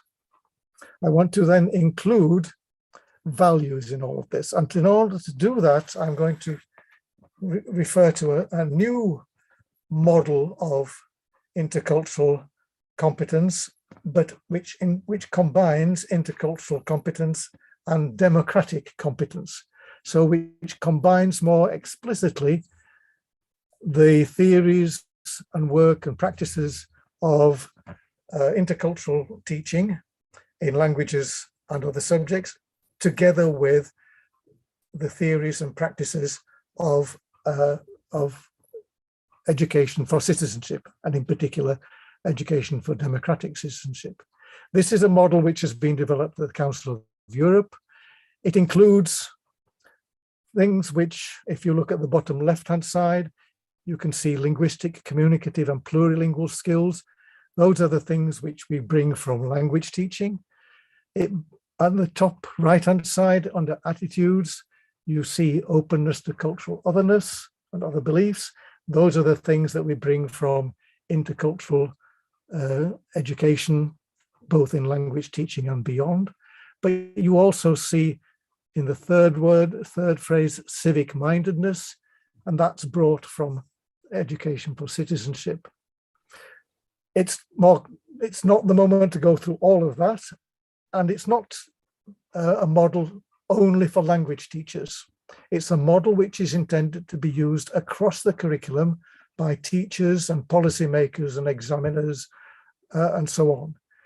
So it's a model from which different people in different roles in education, whether they're making policy in the ministry or whether they're planning their lessons in the language classrooms or in the history classrooms, they can draw upon parts of that, not all of it. In particular, it includes, unlike my model and unlike many models, it includes explicitly the competences of valuing, values that we should value human dignity, human rights, cultural diversity, democracy, justice, fairness, equality, and the rule of law. And these are the values of the Council of Europe and of its member states. The Council of Europe has 47 member states, everywhere from Russia in the north, as it were, to Greece and Spain and Portugal in the south, and from Iceland, Greenland in the west to Turkey and beyond in the east. These are the values of the Council of Europe and its member states. I'm not saying they're values which only exist in Europe, of course not. But this model says we should be teaching our values. That's the reference. All you need to do is Google framework of competences and you'll find it very easily.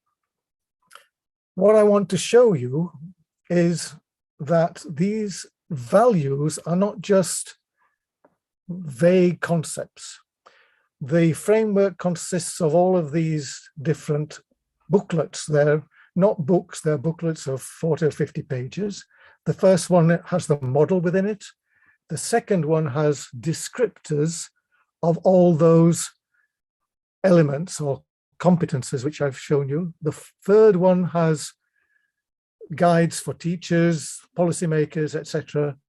And on the right-hand side, there are some other documents which introduce the linguistic dimension and summarize and so on. I want to just focus now upon the second volume, because that's where there are descriptors of values. And I've just taken one. I can see my time is running out, and I certainly want to leave time for questions. So I just take one, the valuing of human dignity and human rights. And through empirical research, the group producing this document established different descriptors of proficiency in this particular valuing. So someone who values human dignity, human rights at a basic level argues that human rights should always be protected and respected. Whereas, and I'll jump to the advanced level, there's something in between, but someone at the advanced level, if you go right to the bottom, not only argues that human rights should always be protected, that's the basic, but also expresses the view that all laws should be consistent with international human rights norms and standards. Those are a more sophisticated, complex set valuing between the basic and the advanced level. And that for me would be part of the starting point for saying, how can we introduce values into our teaching? Well, we can introduce values by saying, this is what we want our students to be able to do. These are things that they do, and we will be able to, and we'll make it our explicit part of our teaching, that as well as what they can do as communicators, as intercultural communicators, they will also be able to do these things in appropriate ways according to the documents, according to the lessons that we provide, and of course, according to the age group that we're teaching. So I have to leave it a very general level, but I want to say that, I'll move on, I'll skip that. It's also possible then to assess those values through self-assessment and self-analysis. Now, again, is not the time to go into all of that. I just want to give you a taster and hope that I will find you online looking for more about this. There are other ways of doing all this. A colleague in Munich has done some fascinating work. And again, I would just encourage you to look under Global Peace Path to see some more, if you like, practical ways of putting these things into operation. So in conclusion, I have none. There are no conclusions, but just these key words. Language teaching is educational, it's internationalist, it includes values, competences. It's not a conclusion because many other issues which I don't have time to go into, teacher identity, education, assessment, ethics, and so on. But that's where I'm going to stop. Thank you very much. Thank you very much, dear Byron. So we're going to see if we have some questions. Before maybe we can try to get answers from 2 or 3 questions. I have to underline the value of the concept in all the examples that you have presented, because sometimes we talk about interculturality and we talk about all those. Sorry, can you hear? I can see someone in the chat who has a question, I think. But it's in Spanish and my Spanish is a bit. I'm sorry, it was like an interference, but now it's okay. So Yes, we have some questions. We have the first question is from Jennifer Rivera Londoño, and he asked, how can we involve critical thinking with language learning? By introducing into our language classrooms content. We all know about content-based instruction, as they call it in the United States, where, or content and language integrated learning, as we call it in Europe, where, or bilingual education, as it's also called in Spain, as some of you may know, where a teacher of biology or a teacher of history will use a foreign language to teach their subject. And the purpose of that kind of teaching, CLIL and CBI and bilingual education, is to teach the subject, but also to develop the linguistic competence. And in so doing, I'm sure that they are also developing critical thinking, since they will be teaching history in the way that they usually teach. But what I'm saying is that what we need to bring into the language classroom is content, and therefore to use some of the principles of content-based instruction in the language classroom. And to, not all the time, of course, in some lessons we will still be teaching the grammar that they need to know and their reading comprehension and so on. But in some lessons and for some projects, such as the project I showed, which is a university level project, you bring into this situation, into this classroom, challenging content, and that will then lead to critical thinking. It can also be done in elementary school.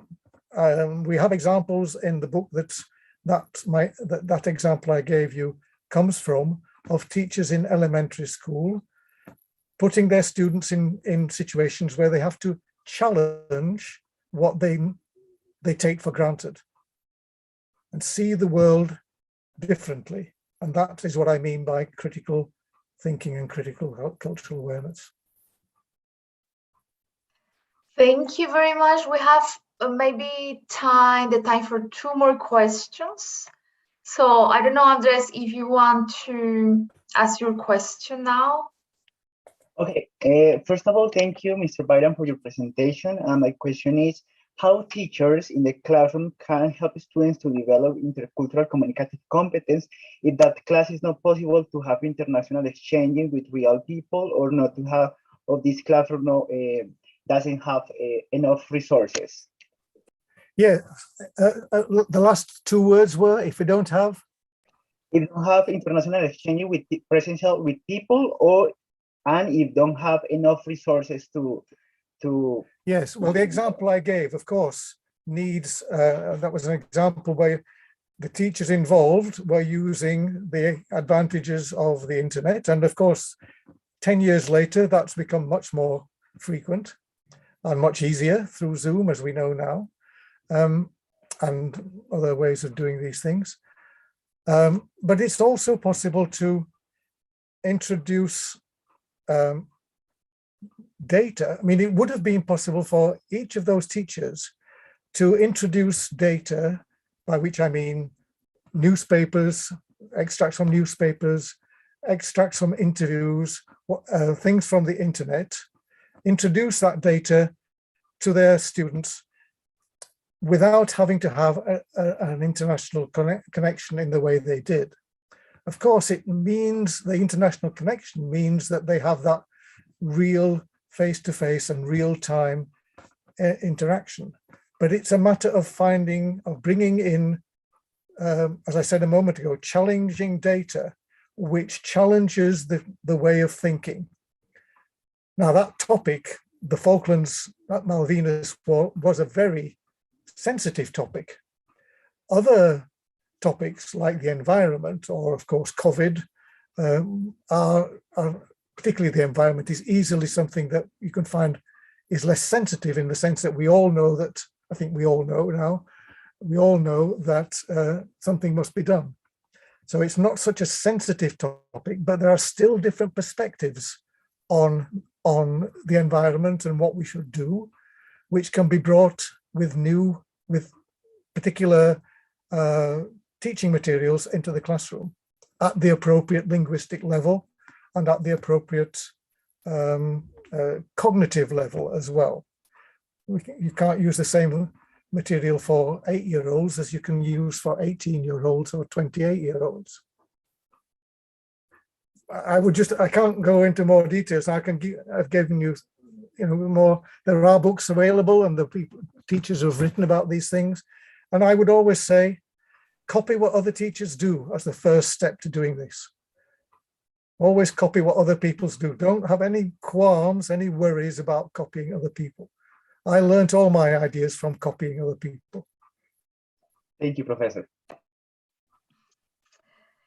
Okay, so now we have many comments and thanks for you in the chat of YouTube. Yes. But I try to take some of the questions because of the time. We cannot answer all the questions. But we have a question from Valentina Gomez. In your opinion, what is the main barrier to creating values in a classroom? And there is another question, but maybe we don't have the time for that one. And also, what is the main difficulty of language teaching? I'm going to repeat. In your opinion, what is the main barrier to creating values in a classroom? Yeah. And what is the main difficulty of language teaching? Well, the second question is, we need another day, right? Yeah. But the first question I can answer briefly, not completely. I can just say, what is the main barrier to introducing values? I think in a sense, the main barrier could be the teacher. The teacher might not want to deal with values because this is clearly a very complex and sensitive and difficult area. And there are important ethical issues, which, as I said at the very end, I don't have time to go into, but which we have written about and thought about. So the teacher has to want to do this. And then the teacher has to ensure that the students, at whatever age, and sometimes you have to ensure that the parents are willing to be involved in this kind of value-laden work. And it's certainly important to talk with people in your context, because values, although it seems obvious that we all want to value human rights, etc., nonetheless, it's a difficult area to deal with. And I would say always try to overcome those values by working together with your colleagues and making sure your students and their parents are on board. Thank you. So maybe we can try to answer a last question. I'm sorry for the other questions. I'm sorry. It always happens like this, Gamana. It always happens. One question then stimulates more questions. So but we've got another speaker waiting.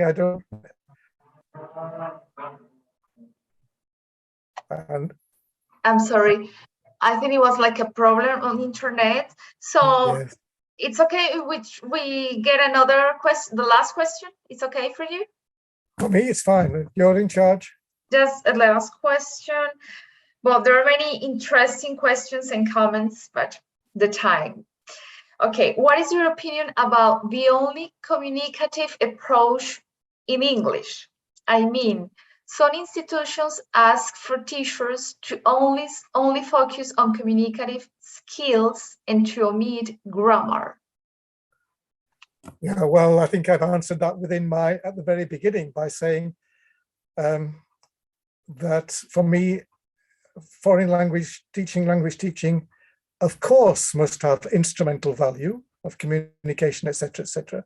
But we're not just instructors in languages. We're not a school of languages, a school of giving people skills. We are educationists, and as educationists we should make sure that language teaching has educational value. That's my short answer. I'm sure there's much longer answers. Thank you very much. I'm sure every single day we have many things to learn from you. Thank you. And maybe you can go to YouTube, to the channel of YouTube. You can see all the comments and all the questions and all the things that people are saying about this conference and about the pleasure to have you here with us. Thank you again. I hope to have you in Colombia, not just in virtual, to have you here in our next colloquium. Thank you very much. And I see you this afternoon in the round. Well, I'm certainly going to stay for the next lecture. But after that, I think it's mainly in Spanish. So I will have a rest after that. Of course. Thank you. Thank you very much. Thank you very much. Bueno, en este momento nos excusan por el tema de las preguntas por cuestiones de tiempo, pero Mr. Byron irá a YouTube y mirará el resto de preguntas. Continuamos entonces también con un invitado de lujo y estamos hablando de un invitado nacional. Invitamos a esta sala al profesor José Aldemar Álvarez de la Universidad del Valle. El profesor Diego hará la presentación de nuestro colega y doctor José Aldemar Álvarez.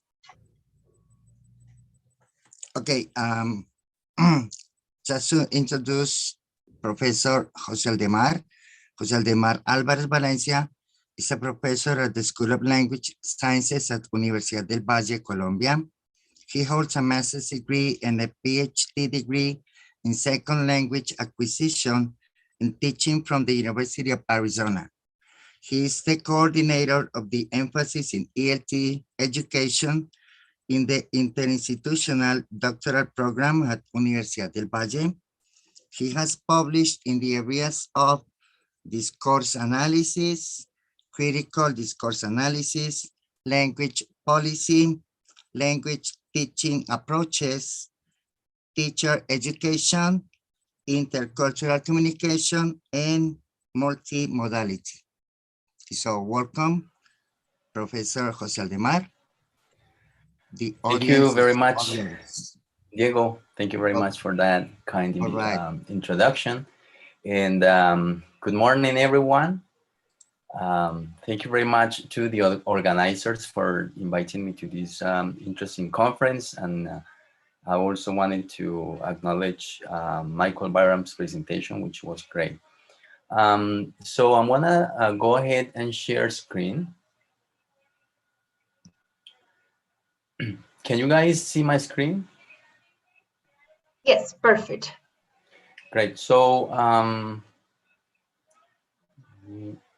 minimize this. Okay.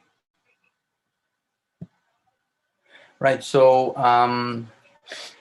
I have 20 minutes, so I apologize from the very beginning because some of the slides I'm gonna go fairly fast.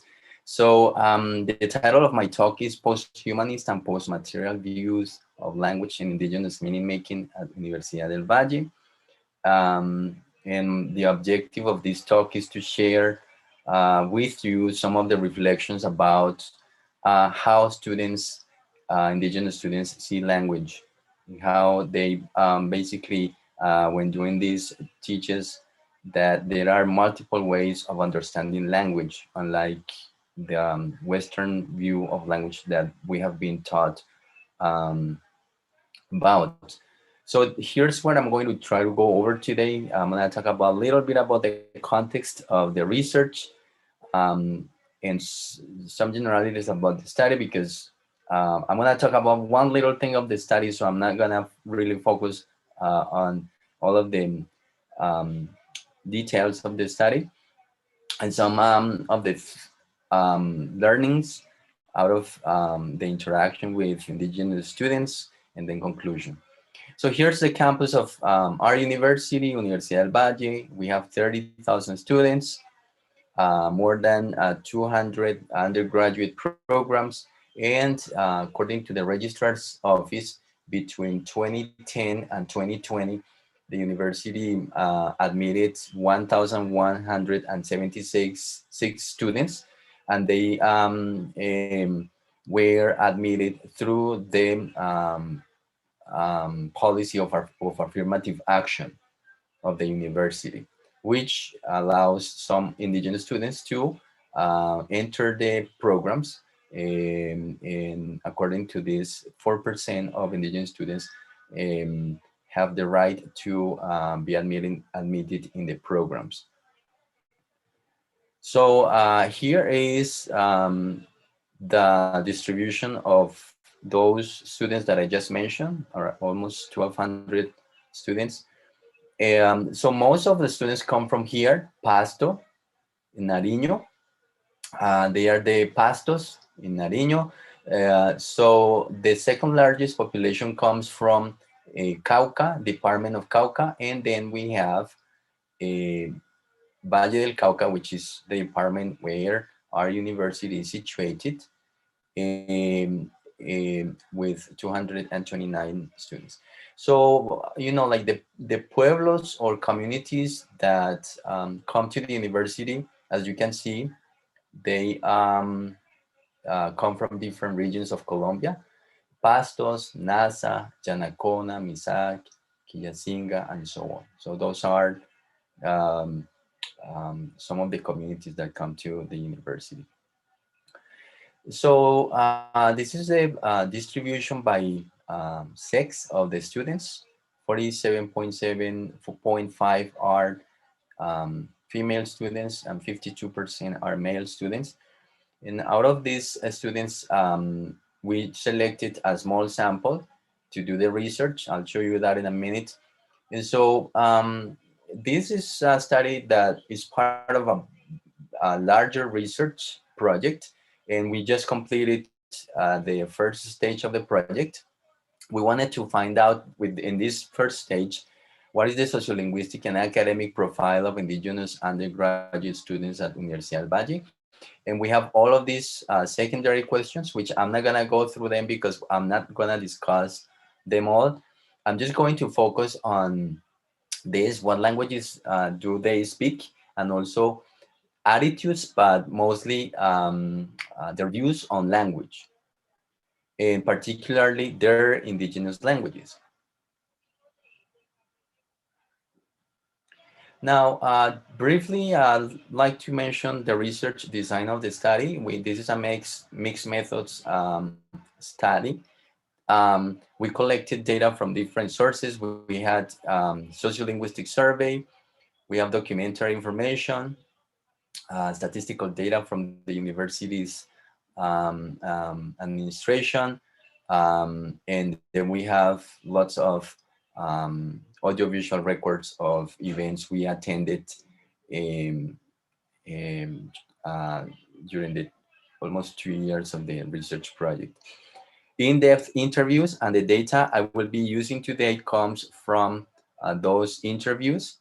We also had a Círculo de Palabra, ancestral practice of indigenous communities, where they gather around and they discuss topics. And we also have ethnographic field notes. And as I said, we had a sample of 123 indigenous students, which corresponds to 10% of the total population of the data source that we had.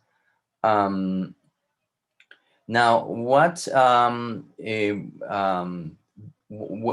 these 123 indigenous students belong to different pueblos. As you see here, most of them come from Pasto Pueblo in Nariño, the Pastos.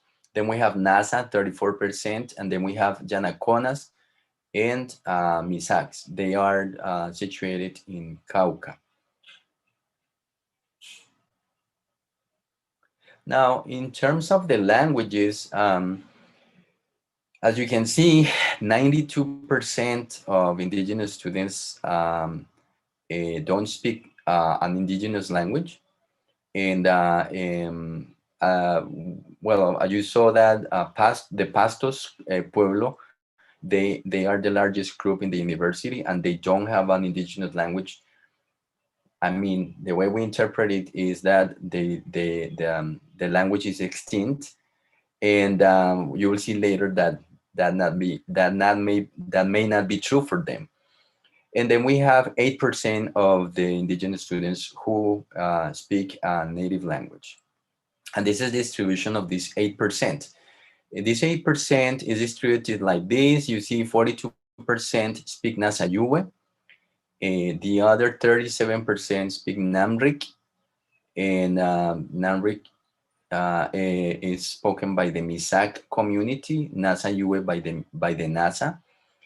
And then we have Quechua and Arequipina.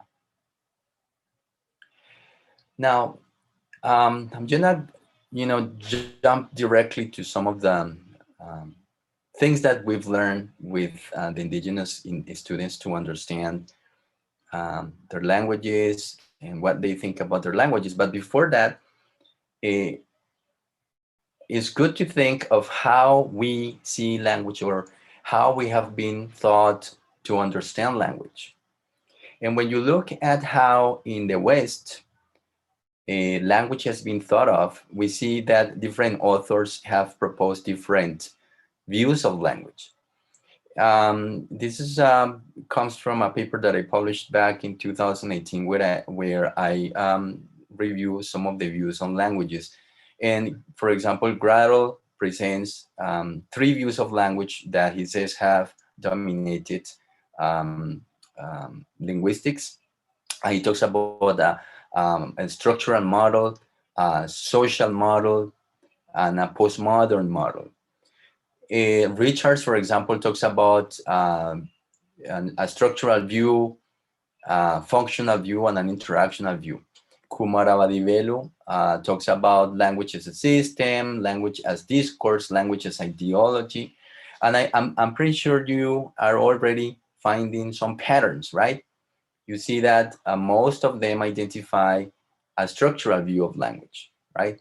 And then most of them identify a more socially oriented view of language. Language as discourse, language as functions, language as a communicative system.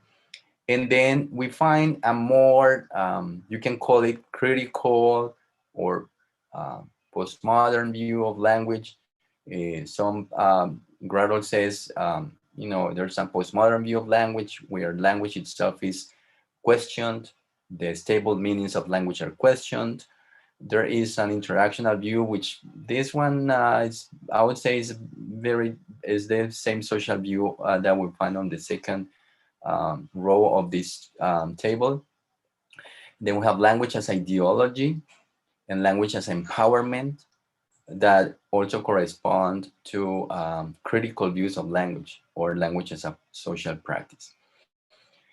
So what can we conclude when we think of language as we have constructed it in the West? Well, I think that we are still very much attached to a Saussurian view of language, a mentalistic view of language and communication. If you remember Saussure, he talked about, like there's this mind, and then there's the other mind, and then one mind sends the message to the other mind. And so language is a self-contained system, this idea of language as a system, as a structure. And I'm going to cite here Thibault. Thibault says language is an encoding, or at least the way we have seen language in linguistics, language is an encoding, decoding mechanism based on inputs and outputs from an abstract language system that is instantiated as spoken or written text, right? So language, as we have seen it, is pretty much centered on the human being. Language is in relation to speakers, right? And so language is situated in the human mind and in the human being. That's why we talk about interaction, and when we think about interaction, we're not thinking of anybody else but humans. So I'm gonna go straight to talk about the Pastos Pueblo, and this is what they say about language. Remember I told you that from our perspective, linguistically speaking, that language is extinct. So here is what they say. They say, one student says the language of the Pastos, he says, I do not master it very well, but what I know is that this language is given in our surnames. So our surnames have the history in it. It is sacred place. It is in the sacred places, the lagoon, the volcano, and so on. And he says, for example, his last name, Kenan, he says, my surname is composed by the word Ken, which means plant, and the surname Huastuma, which means guardians of the water. So he says that language is in their surnames, but also in their territories. And this is something beautiful. He said, it says, language is present because the language is not dead. It is not dead. It is dormant. Language is sleeping. He says, nuestra lengua está durmiendo. And again, he emphasizes the idea of the connection between language and territory. Here's another view by another indigenous student, and this one is relevant because most cases, when you ask indigenous students, they say language is our identity, right? But here's the situation with Pastos, the Pastos community or pueblo. They lost their language. So the argument of language is our identity is a little bit complicated, but as we saw, they still say we have a language. The language is sleeping, is there, is alive. Yet one student takes a critical view and he says, so language is an accumulation of meanings. I mean, even in if the language itself, in the language itself, we can say that the worldview or the cosmology of people is collected, right? So he says, in that sense, we are saying that in our worldview, when being spoken purely from Spanish, perhaps, let's say, enters in certain critical points. What he's trying to say here is that, so they don't have a language to materialize their cosmology, but they have to do it through Spanish. And he says, then that we enter in a critical point, right? It can only be read from a Western language, right? In such a way, not having the structuring well ordered in the language, then there is like a loss, right? Also regarding the question of thought, language reflects the way of thinking of such a community. And so what he's emphasizing here is that there is this tension, you know, because they say we don't speak our language. Language can be there, but we don't speak it. And language is the cosmology. Language represents everything we are. And now we have to materialize our cosmogony through Spanish, right? So he's saying something is lost. So he says here,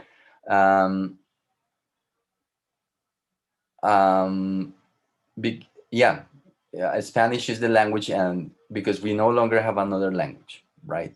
The language of their community. Here is the Nasa Pueblo.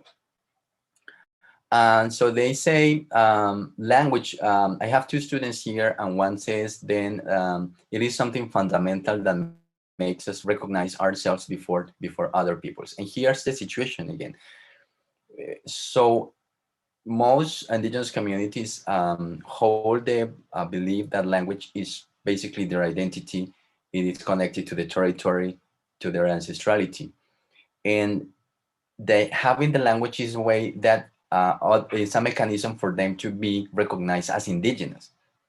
And for indigenous peoples or communities that do not have a language, there is a constant tension, you know, because some other communities do not think of them as indigenous because they do not have an indigenous language. At some point, one indigenous community in Colombia, I was trying to learn the language of another community in order to, you know, ratify themselves as indigenous.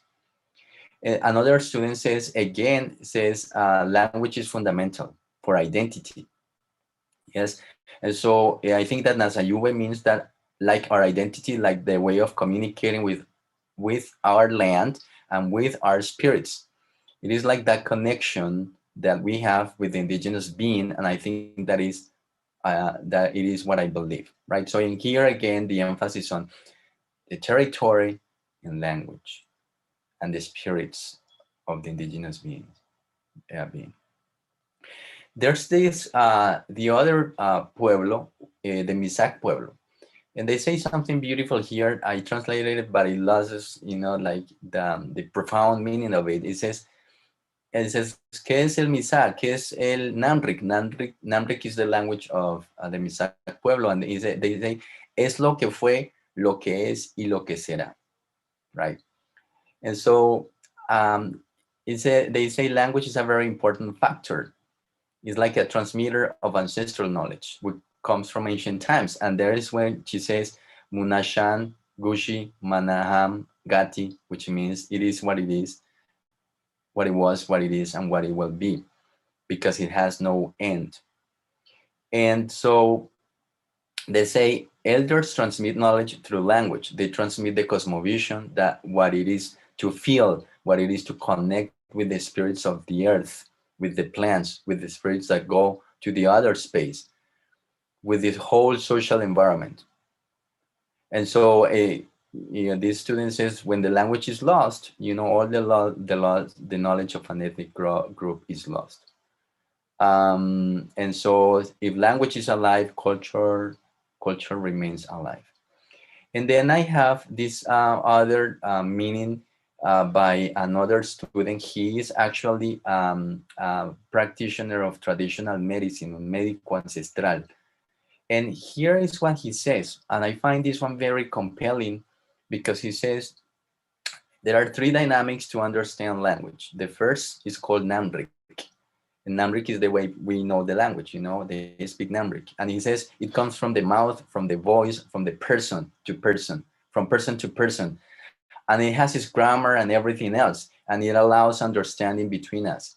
And then there is Namui one. Namui, our one voice. It means the voices of our territory.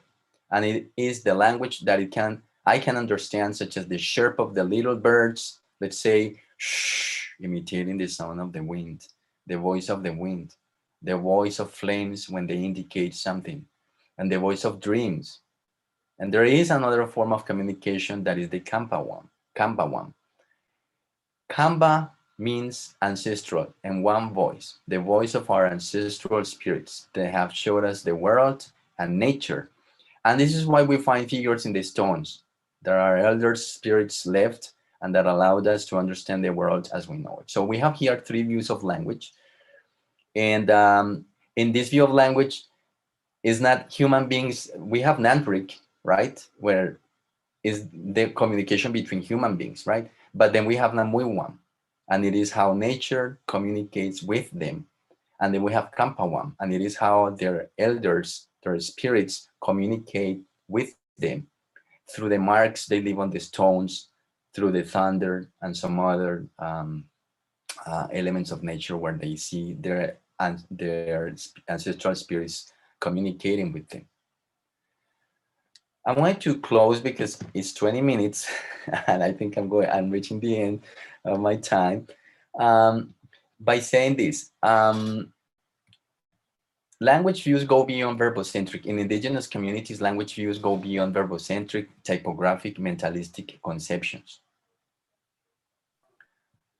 Language is distributed across entities and spatial temporal scales, beyond the borders of the human. Language is territory, ancestrality, spirits. And this reminds us of post-material and post-humanist perspectives. And I want to read again something from Thibault, who says, language in the distributed view, because I just said language is distributed across different entities. Language in the distributed view is a radically heterogeneous phenomenon that is spread across diverse spatiotemporal scales, ranging from the neural to the cultural. It is not localized on any one of them, but it involves complex interactions between phenomena on many different scales. You know, the human scale, the material scale, the spatial scale. And I keep saying here, language that does not only emerge from a living human being, which is, that's a Western perspective. In indigenous communities, language does not only emerge from human beings in communication.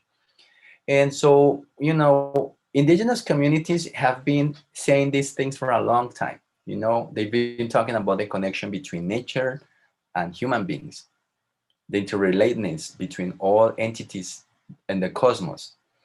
And now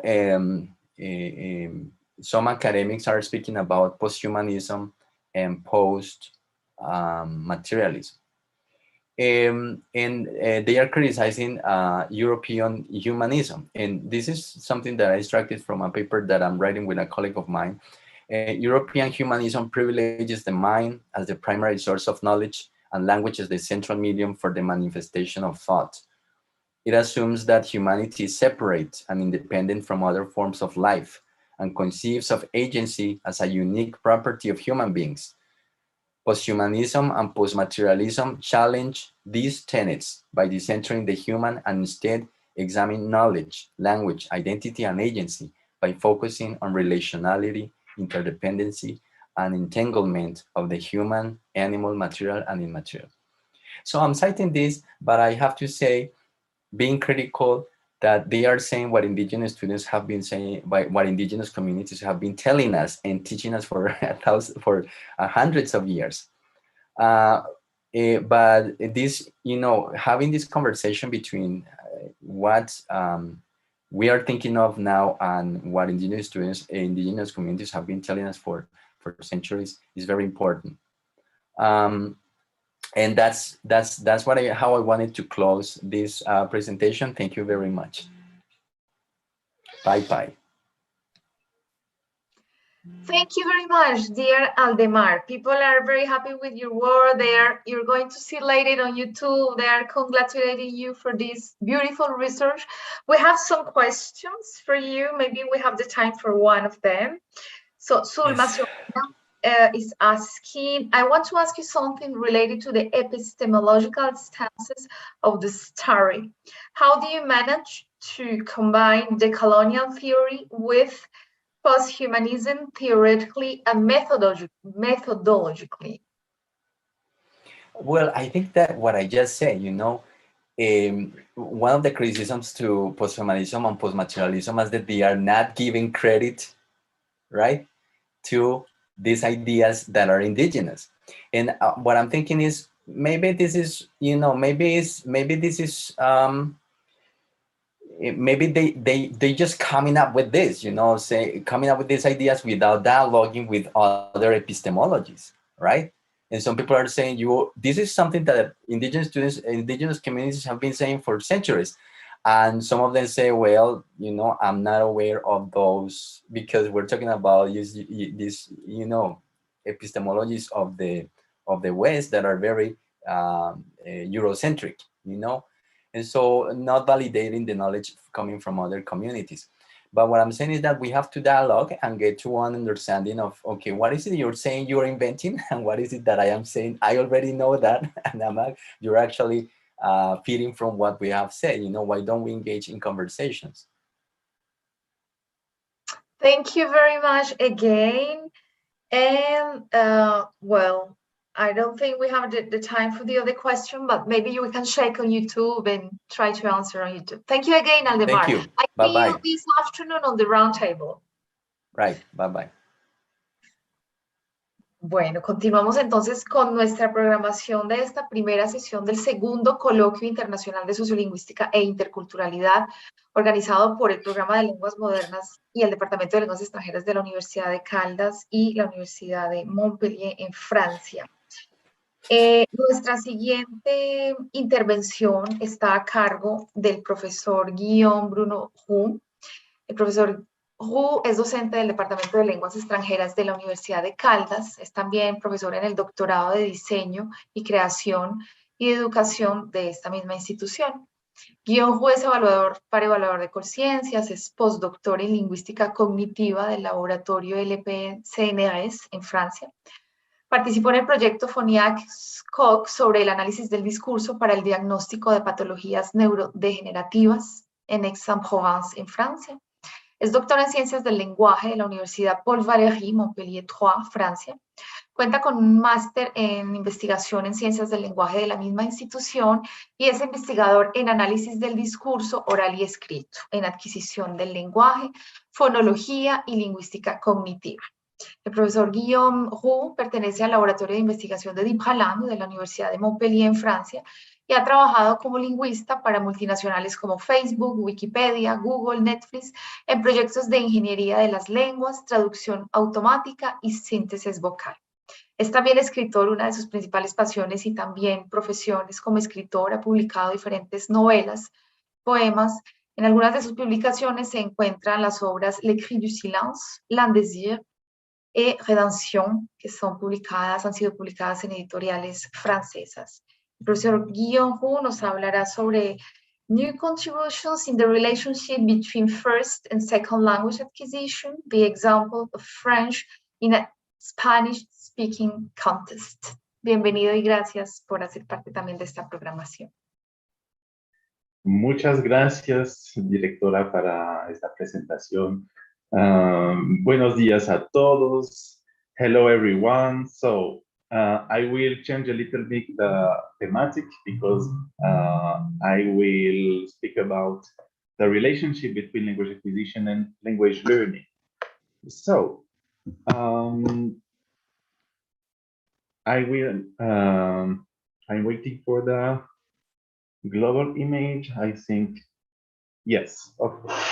So, today, language acquisition and language learning are two distinct areas. Originally, language learning was formed as a discipline based on the theories and methods of language acquisition. In fact, this relationship was based on a common process of appropriation of a language. However, considering the risk of reducing language learning to a sub-discipline of language acquisition, and in view of the gradually emerging differences between the two disciplines, they have been distanced. So the aim of this presentation is therefore to show the value of the dialogue between acquisition and learning in light of recent developments in language acquisition. First of all, I will start with the common points. Language learning has been based on theories of language acquisition in its constitution as a scientific discipline. Piaget's constructivist theory held that language emerges in relation to the development of other cognitive faculties, such as intelligence, for example. The idea is taken up again in language learning, considering that learning mobilizes a set of cognitive faculties in a new situation. Then Chomsky's generativism defended the idea of an innate origin of language whose profound faculties allow the child to generate new statements from an incomplete stimulus.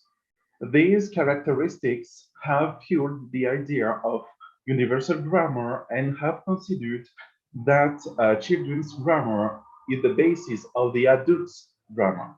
Thus, in language learning, the generativist approach to the notion of interlanguage has led to the view that the mother tongue is necessary as a basis for learning another language.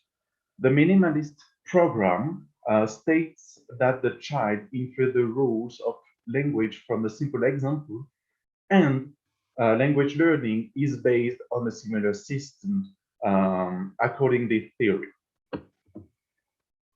For Vygotsky, the child develops in interaction with the adults. This is taken up in language learning with the concern of the dawn of proximal development, which considers the difference between what the child or the learner can do alone and what he or she could do with the help of an adult. This theory has inspired others that can be found in both disciplines. For example, statistical learning considers that acquisition and learning take place as a function of the frequency of occurrence of items in the input. The social pragmatic model stresses the importance of the socialization process in language appropriation. Another example, the social cognitive model, is a synthesis of constructivism and interactionism. And finally, neo-behaviorism, together with reinforcement theory, has been used in both disciplines. All language is based on the concept of an evolving system of relative, abstract, collective, and social signs. And at the neurocognitive level, a language, whether mother tongue or foreign language, requires a language faculty that mobilizes the same areas in the brain. Then, work on language acquisition has attempted to identify stages of development.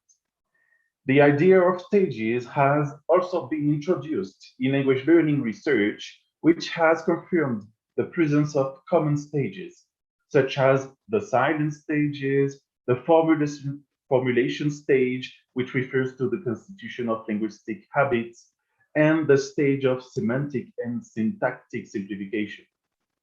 The justification of these commonalities gave rise to the natural order hypothesis.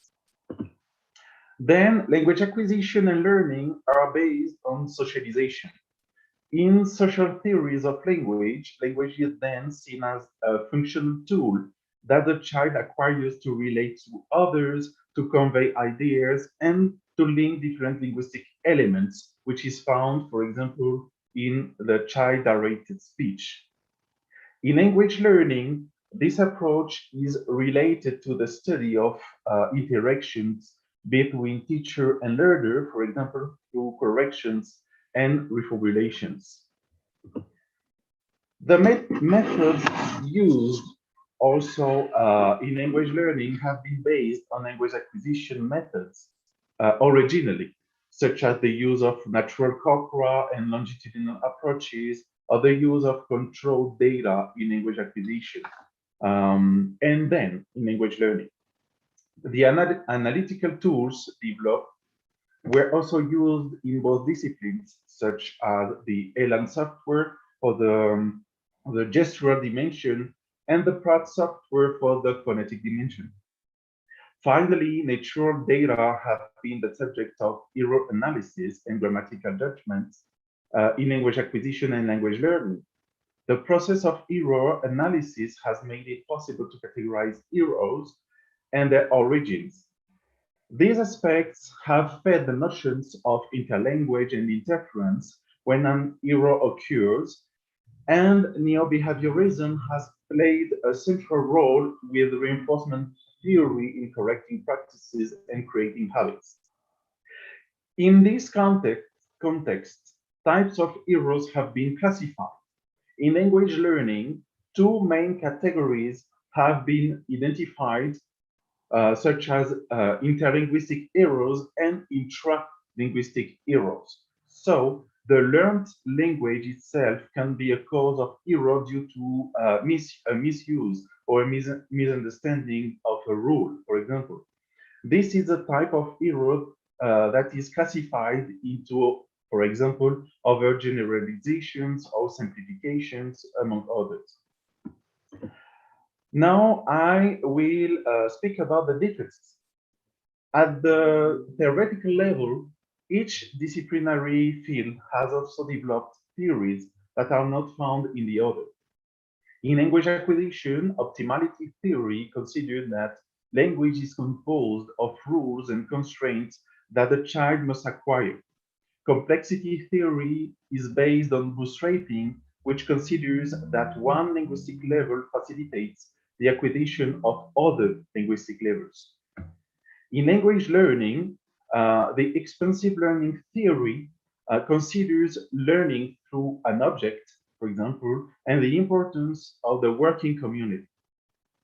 In consideration of the differences between the two disciplines, Cook has developed the multi-competence hypothesis, which considers that humans possess languages in different mental states and argues for a continuum from total separation to total integration of the learned language. At the neurocognitive level, some believe that all the faculties acquired by the child are already present when learning a language. Thus, the conditions under which another language is learned can never be the same as those under which the mother tongue is acquired.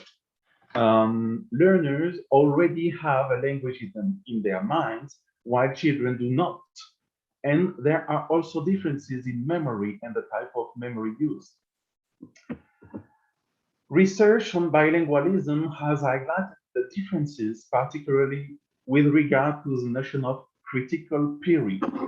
Thus, there is early bilingualism with an age limit of about 6-7 years old, and there is late bilingualism with an age limit of 9-10 years old.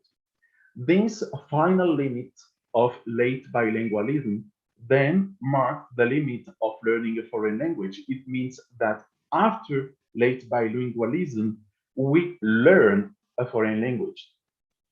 At the neurocognitive level, differences are observed. Early bilingualism then considers a very close or similar neurocognitive state for both languages. Late bilingualism begins to show differences between the two languages, although the skills in the other language are close to those of the first language. And the difference for language learning is even greater. Chomsky insists that it is not the order that is important, but the amount of information acquired or learned. Order could then be summarized as the frequency of occurrence in the input. Moreover, Ingram highlights in acquisition a large possible number of different stages which does not correspond to linear process and questions the relevance of the notion of stage, an observation already made by Joulay and Burt in language learning. The child acquires his or her mother tongue in a natural context, but multiple contexts are linked to the learning of a foreign language, starting with a classroom context, to which can be added contexts of migration or working abroad, for example. These considerations lead to highlight the needs and motivations of each individual. And we should overlook the type of input that is different in language acquisition and language learning, and the styles of learners differ from those of children, for example, in terms of reformulations or strategies applied. In a foreign language, the process of acculturation also should not be forgotten, because cultural differences are found in languages, considering, for example, the different ways of greeting or addressing the other. So it seems that language acquisition is always an achievement, while language learning outcomes are never guaranteed and vary greatly from one individual to another. Thus, there are many factors that cause a language learner to never reach the level of a native speaker.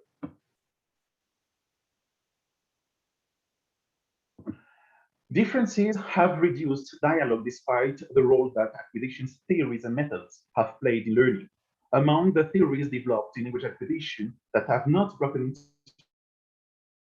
language learning is complexity theory. In French language acquisition, complexity theory has been a first word. During this period, what we call proto-words were highlighted by Lisman and are defined as meaningful productions that appear in a dialogical situation and with the community intention, but in a language. At the same time, words appear between the 12th and the 13th months with communicative intent, at least one syllable in common with a language word in a dialogic situation. The structure of proto-words and words generally consists of two syllables, mostly disyllabic, of the consonant-vowel type. At the level of the complexity theory, the phonological prosody approach shows that the phonological organization of the first words allows categorizing into parts of speech and determining word order. which relate several linguistic levels. In addition, the main stressed syllable in French appears during this same period, stabilizing a ratio of 1.6 between the length of the last syllable and the preceding syllable, according to Konopczynski. Thus, these considerations allow us to make an hypothesis in language learning. In the category of intralinguistic errors, is it possible to consider the influence of one linguistic level on another in the image of language acquisition and to propose new contributions for the diagnosis and correction of the error? So, first, this work is based on an analysis of the productions of 4 monolingual French children filmed in a natural context. It means 52 hours in total that were analyzed. All videos were transcribed by clan software. Data were linguistic age standardized and selected when all children were in stage 1. Only the syllabic conversational productions of the CV type produced in isolation from any other production and corresponding to definitions of proto-words and words were analyzed.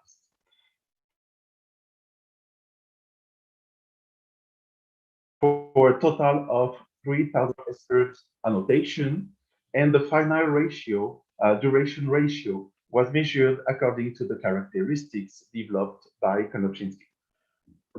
The second part of this work is based on a research carried out during the French phonetics course of the Department of Foreign Languages of the University of Kaunas in 3 successive semesters with 59 students.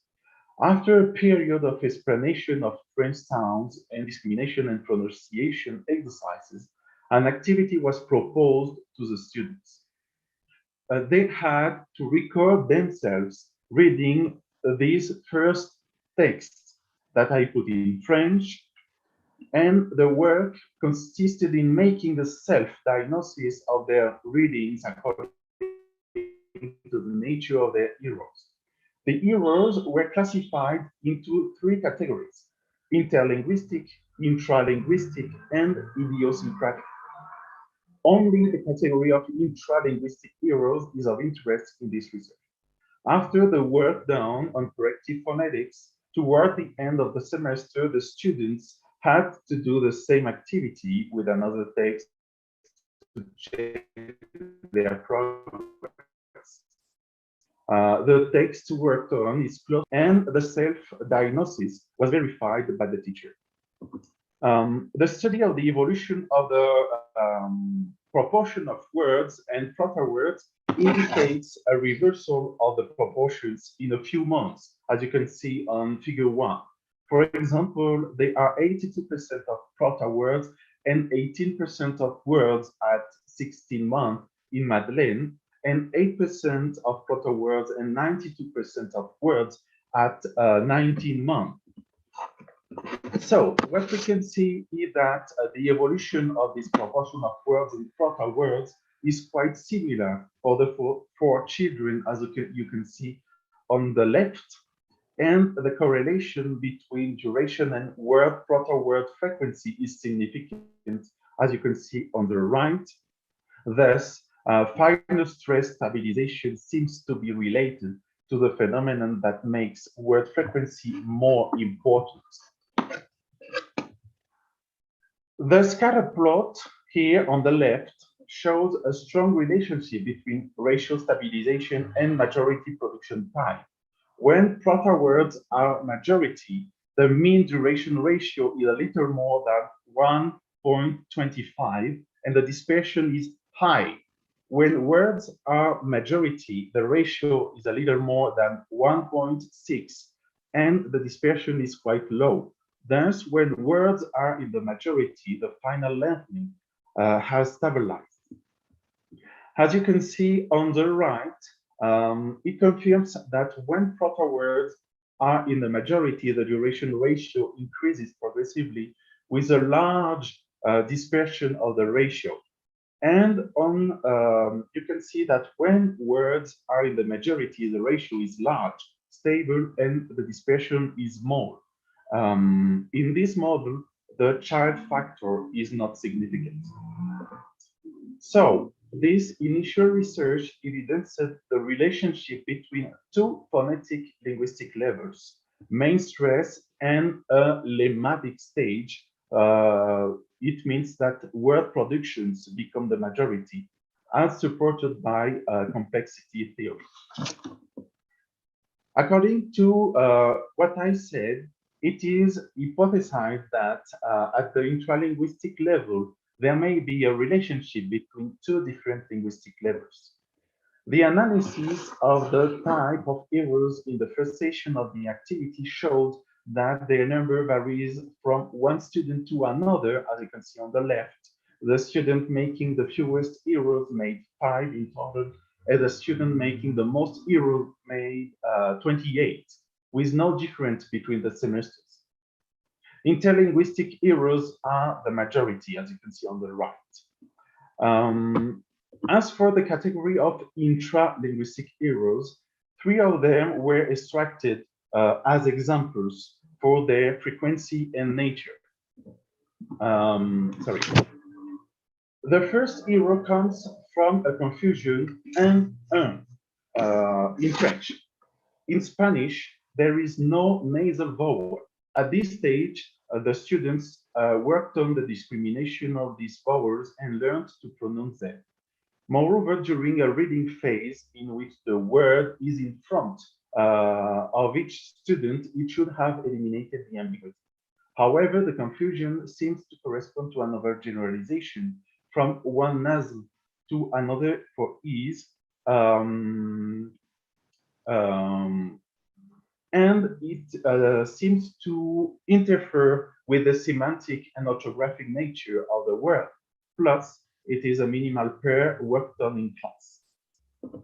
The second example refers to the confusion between a. There is no mid-open vowel in Spanish, and there is no labialized front vowel. Moreover, depending on the context, both tendencies are grammatically correct. In the activity worked on, there can be no ambiguity. There is an overgeneralization of a mid-open vowel that omits the context of the occurrence of the word and interfere with the semantic and spelling level. The last example is very frequent, and it concerns the erroneous insertion of a liaison, 4 enfants. Here, there is an interference of the morphology in the pronunciation of the liaison due to an overgeneralization of the plural mark, considering les enfants, des enfants, deux enfants, trois enfants, the liaison is systematically present. With the end of semester activity, the results showed an improvement of the students. The variability between students remains high, as you can see on the left. The one making the fewest errors made 5, and the one making the most made 19. The average number of errors decreased overall, and the intralinguistic errors decreased the most, as you can see on the right. Then, so to finish, the results of the first investigation show that during the first word period, there comes a moment when, in a short period of time, words become the majority productions. During this same period, the child acquired the main stress according to the ratio defined by Konopczynski. The correlation between the phenomenon of proto-word substitution and the stabilization of final lengthening proves particularly significant, which, as far as complexity theory is concerned, confirms the relationship between two different linguistic levels. Therefore, it has been hypothesized that in language learning, intra-linguistic errors may correspond to the same type of phenomenon, the interference between two different linguistic levels. Classroom practice show that certain types of errors are indeed related to another linguistic level, which has made it possible in the end to correct learners' errors. However, it remains to measure their progress in spontaneous situations and outside the phonetic classroom. To conclude, in view of the differences and despite some common points, the dialogue between language acquisition and language learning remains weak. However, the results obtained suggest that the value of dialogue and the possibility of advancing language learning research and methods. Insofar as intralinguistic errors have been worked on as much as interlinguistic errors during the course, it is necessary to deepen the fact that the influence of the native language remains the most important factor of error. And to finish, as I focused on the role of first language acquisition, we can ask how language learning could contribute to language acquisition. Thank you very much. Thank you very much, dear Guillaume. Well, you have asked a very interesting question. We don't still have the answer. How language learning can contribute to language acquisition? I think there are many things to do to find answers to this question that maybe many of us have been asking. We don't have much time left, but I would like to give you a question that somebody has asked. If we have the answer, it is urgent to incorporate advanced comparative linguistics in modern languages program. Do ML teachers need training in that area, both to deconstruct all ideas and to teach accurate contents? This is a question by Angelica Maria Beltran. Okay, so I'm sorry, can you repeat the beginning of the question? Yes, I'm sorry. I don't know if maybe Ana, Andres, Luis Carlos, can you write the questions on Zoom, please?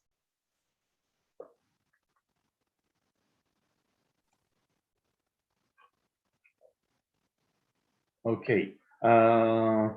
It is urgent to incorporate advanced comparative linguistics in modern language programs.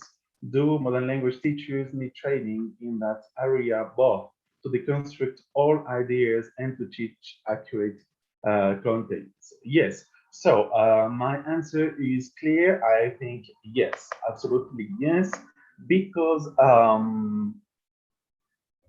we obviously enrich our knowledge crossing the different theories, the different methods, and didactics and modern languages program have to feed themselves from different disciplines. We know now that, for example, sociolinguistics, we know that first language acquisition, we know that psycholinguistics can be very useful for our discipline as teachers and as when we construct a modern language program or a curriculum, for example, we need interdisciplinarity, we need pluridisciplinarity. Thank you very much. So people are grateful for your work. I know this is a big research work. So thank you very much. And you can see the comments on YouTube. Thank you. We continue with our... Thank you very much. Thank you. Bueno, todos aquí muy juiciosos seguimos en esta programación. Continuamos con nuestra próxima intervención a cargo del profesor Vladimir Núñez, que viene en nombre de la Universidad Javeriana. Vladimir es doctor en Ciencias del Lenguaje de la Universidad Paul Valéry. Es actualmente profesor asociado y director del Departamento de Lenguas en la Pontificia Universidad Javeriana. Doctor en Ciencias del Lenguaje de la Universidad de Montpellier, en Francia. Magíster en Filosofía y Crítica Contemporánea de la Cultura de la Universidad de París 8. Vincent Saint-Denis, magíster en Lingüística Española del Instituto Caro y Cuervo y especialista en estudios culturales de la Pontificia Universidad Javeriana. Además, ha sido profesor de la Pontificia Universidad Javeriana desde 1994. Igualmente, ha sido profesor de varias universidades del país, entre las que se destaca la Universidad Pedagógica Nacional, Universidad Nacional de Colombia, la Universidad Distrital y la Universidad de Manizales, convenio con CINDE. Por otra parte, fue profesor invitado en la Universidad Libre de Berlín. En su trayectoria profesional podemos destacar que ha sido asesor del Ministerio de Educación Nacional y las Secretarías de Educación de Bogotá y Cundinamarca en temas de currículo en lengua materna. Profesor Vladimir, bienvenido. Muy bienvenido, doctor Vladimir. El profesor Vladimir nos va a hablar de la pedagogía decolonial y revitalización de lenguas, tejiendo caminos hacia una pedagogía crítica, el caso de 4 lenguas originarias en Colombia. Qué orgullo tenerte aquí, Vladimir, bienvenido. Gracias, Caro. Gracias, Andrés, por la presentación. No, para mí es un placer y un orgullo poder estar por fin en este evento después de tantos inconvenientes. Bueno, entonces creo que tenemos, la presentación que voy a hacer, voy a cronometrar porque no quiero pasarme de los 20-25 minutos que tengo para poder tener unos 5 minuticos de conversación al final. Quisiera empezar compartiendo unos 4 minuticos de un video de una película que se llama La Selva Inflada. Entonces voy a empezar aquí con esta. Esperen un momentico porque creo que hay que compartir con sonido. Perfecto, ahora sí. Listo. Perdón.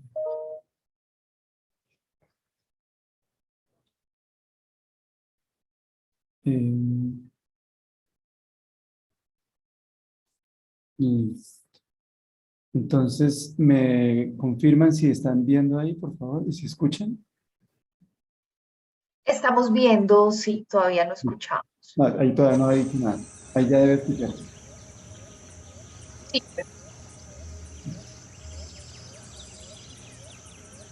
4 minutos.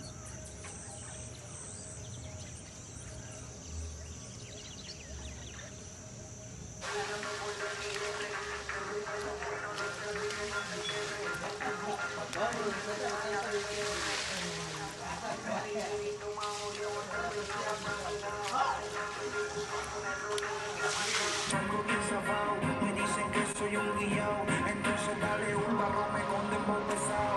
Dile al novio tuyo si no quiere que lo entierre, o te paso por encima, huellame por la XR.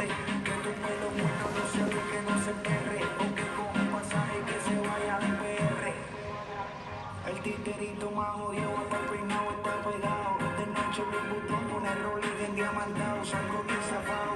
Me dicen que soy un guillao, entonces dale un barro, me condembo pesado. Dile al novio tuyo si no quiere que lo entierre, o que pasó por encima, huellame por la XR. Que tu pelo bueno no se ve, que no se perre, o que coja un pasaje que se vaya de PR. El titerito más jodido, está peinado, está pegado. De noche mi botón pone rolling en diamantado, salgo bien zafado. Me dicen que soy un guillao, entonces dale un barro. Yo les traigo una pequeña gráfica para mostrarles la importancia que tiene el inglés hoy en día. Miren, hagamos de cuenta que este es el mundo. Hagamos de cuenta que este es el mundo y aquí están los continentes, ¿no? Acá está el otro por aquí, bueno, islas por acá, ¿cierto? Entonces miren, este mundo que tenemos aquí, el planeta Tierra, hoy en día lo están manejando 3 cosas principalmente, que son las TICs, medio ambiente, la preservación del medio ambiente y principalmente el inglés, que es lo que me concierne a mí en mi clase, ¿no? Miren, En torno a esto se está moviendo el mundo hoy en día. Quien no maneja las TICs está grave, está out. El medio ambiente debemos tratar de preservarlo todos. Y el inglés, que viene a ser la lengua con la cual la gente hoy en día se está comunicando. El inglés se ha convertido en la lengua oficial de algo que se llama la globalización. Para ustedes que están en el grado 11, que ya están terminando, y algunos tienen aspiraciones de ir a estudiar o conseguir trabajo, esto va a ser muy importante y este será un factor determinante a la hora de conseguir empleo. Como me han dicho algunos alumnos, algunas personas de la región me han comentado, profe, pero nosotros vivimos en una zona indígena, o nosotros venimos de algunas comunidades indígenas, donde nosotros hablamos nuestras lenguas, entonces ¿yo para qué ese inglés? Se necesita, porque esas comunidades indígenas, el baupés y todas esas comunidades están dentro de este mundo.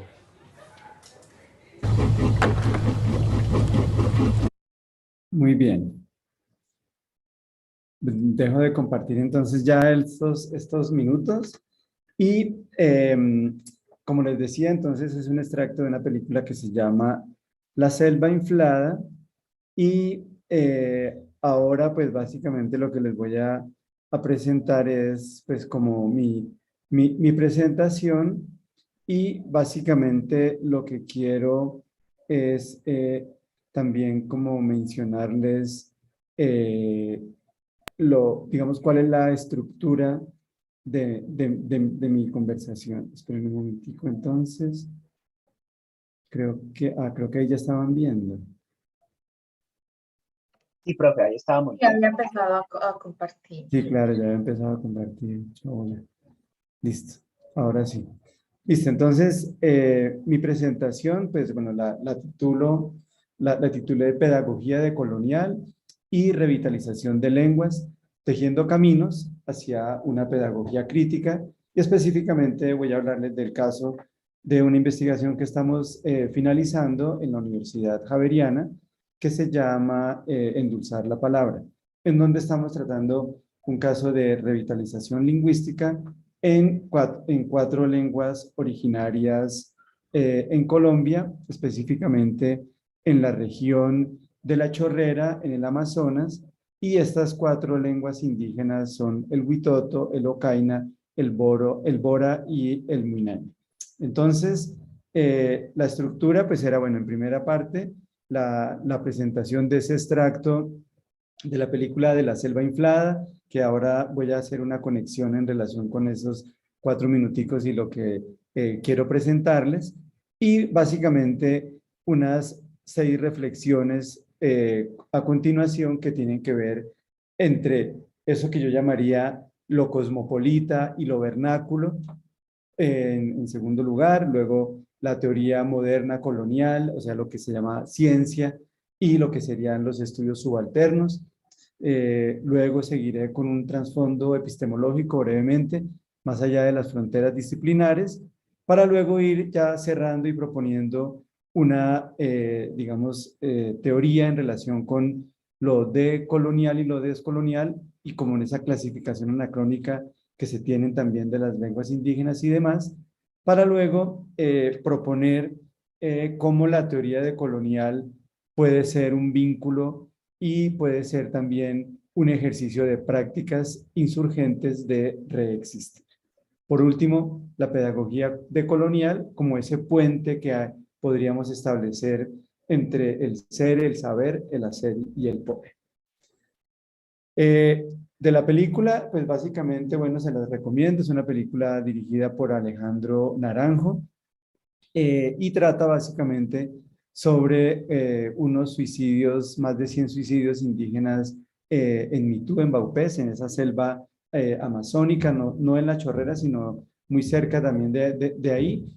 Y básicamente esos suicidios también muestran y en esa región, con ese profesor de inglés que no es un actor, sino que realmente es un profesor de inglés que está trabajando en esa comunidad indígena, lo que muestra es básicamente la compleja situación que vive ese pueblo, un pueblo que está sumido en la pobreza, en donde la educación es precaria y viene una irrupción, como lo llamaríamos, de la modernidad frente a esa cosmovisión. Y básicamente el profesor, pues en su reflexión, pues lo que quiere vincular a estos estudiantes de grado 11, hablarles sobre la importancia del inglés. Entonces, a partir, digamos, de esa película, pues a mí me suscitaron, pues como varios interrogantes. Uno, digamos, ¿cuál sería, en primer lugar, esa relación de lo que llama el profesor, la importancia de aprender una lengua extranjera en las comunidades indígenas? Y por otro, la pregunta que yo me haría sería la importancia que tiene también las otras lenguas o sus lenguas autóctonas, sus lenguas originarias, como las llamamos los lingüistas. Entonces, a partir de esa pregunta, me hago unas reflexiones entre lo que yo llamo lo cosmopolita y lo vernáculo, teniendo en cuenta que lo cosmopolita es precisamente esa relación de la modernidad, del papel de la ciencia colonial, de la enseñanza, de esas disciplinas científicas que atraviesan y que permean cualquier investigación, perdón, cualquier trabajo educativo, cualquier escuela, sin tener en cuenta esos contextos. Básicamente, ¿por qué? Porque en esa relación lo que establece o lo que se establece es la diferencia colonial entre estos cuatro, digamos, aspectos que menciona aquí, binarios, que es esa oposición binaria entre civilización y barbarie, entre naturaleza y cultura, entre ciencia y mito, o entre Oriente y Occidente. Estas cuatro distinciones, pues o distinciones binarias, son muy importantes para esta reflexión que estoy tratando de realizar aquí, básicamente por lo siguiente. Porque frente a ese papel de la ciencia colonial y de la enseñanza-aprendizaje de las lenguas, obviamente la civilización sería esa ciencia cosmopolita de la enseñanza del inglés y la importancia frente a esas lenguas que hablan los bárbaros. Tratar de culturizar a ese bárbaro también y que vive en contacto con la naturaleza, en donde sus aprendizajes y sus formas de conocimiento están catalogadas como míticas y en donde los valores occidentales se oponen frente a otro tipo de valores. A esto es lo que desde las teorías decoloniales planteadas por la filosofía y los estudios culturales habla o menciona o se llamaría como la teoría moderna colonial frente a la subalternidad. Allí, la lingüística aplicada, o sea, estos saberes que nos convocan en este coloquio, precisamente tienen mucho que decir. Y específicamente, la relación que establece con la pedagogía de lenguas es precisamente una relación con la pedagogía de lenguas, pero de lenguas occidentales, no de lenguas originarias que están, o lenguas subalternas que tendríamos, digamos, que mencionar con unas formas metodológicas y con otros acercamientos distintos. En ese sentido, la investigación que estamos llevando a cabo y a partir de las teorías de las subalternas o teorías de la subalternidad, establecemos eso que llamamos el juego entre la táctica y estrategia, concepto desarrollado por un filósofo e historiador francés, Michel de Certeau, y en donde específicamente lo que vamos a establecer o lo que ellos van a mirar es cómo en ese juego entre las lenguas dominantes, en este caso el español, una segunda que se quiere imponer, el inglés, y las cuatro lenguas originarias que cada día, digamos, están muriendo más y más, pues obviamente la pregunta que se hace o que nos planteamos con estas comunidades es entre ese deber ser y el deber aprender. O sea, los límites entre la ciencia y el conocimiento. Porque entre el deber ser y el deber aprender hay una frontera bastante borrosa que por lo general desde el centro o desde ciudades como en donde me encuentro hoy, que es Bogotá, no nos interesa lo que ocurre en las periferias y mucho menos en esas periferias selváticas, míticas, como el Amazonas. Por lo tanto, digamos, en ese trasfondo de lo que hay en esta investigación sería la intersección entre estos tres aspectos. Por un lado, la filosofía de la liberación, o sea, no es cualquier filosofía, es la filosofía de la liberación, surgida desde Latinoamérica. Luego, la teoría de la dependencia y el análisis del sistema mundo, en donde en esa relación de la teoría de la dependencia, pues obviamente, pues lo que dice el profesor, es importante aprender inglés o aprender una lengua colonial hegemónica. Por otro lado, la relación entre el postcolonialismo y los estudios subalternos y los estudios culturales. En esa perspectiva, vemos que el pasado es visto, digamos, como algo, como una clasificación anacrónica. Vemos también, creemos que estas comunidades viven ancladas en el pasado, que tienen que superar ese mundo colonial y que la idea de que el colonialismo es cosa del pasado. Lo que vemos y lo que hemos, digamos, identificado en esta investigación es precisamente cómo el colonialismo no es una cosa del pasado, sino que está presente en todas las prácticas cotidianas que viven en estas comunidades. Prácticas cotidianas que pasan, en el caso que nos interesa hoy, precisamente por la lengua, y por la lengua en el sentido de cómo sus lenguas originarias y sus cuatro lenguas, pues realmente no son importantes para el resto del país. Y precisamente en esta investigación lo que nos proponemos es precisamente establecer con ellos unas prácticas que llamamos insurgentes de reexistir. Porque la lengua, pues ya lo sabemos, los que estudiamos el lenguaje, pues sabemos que con la lengua se vehicula no solamente relaciones de poder, sino también de cultura y de toda una comunidad.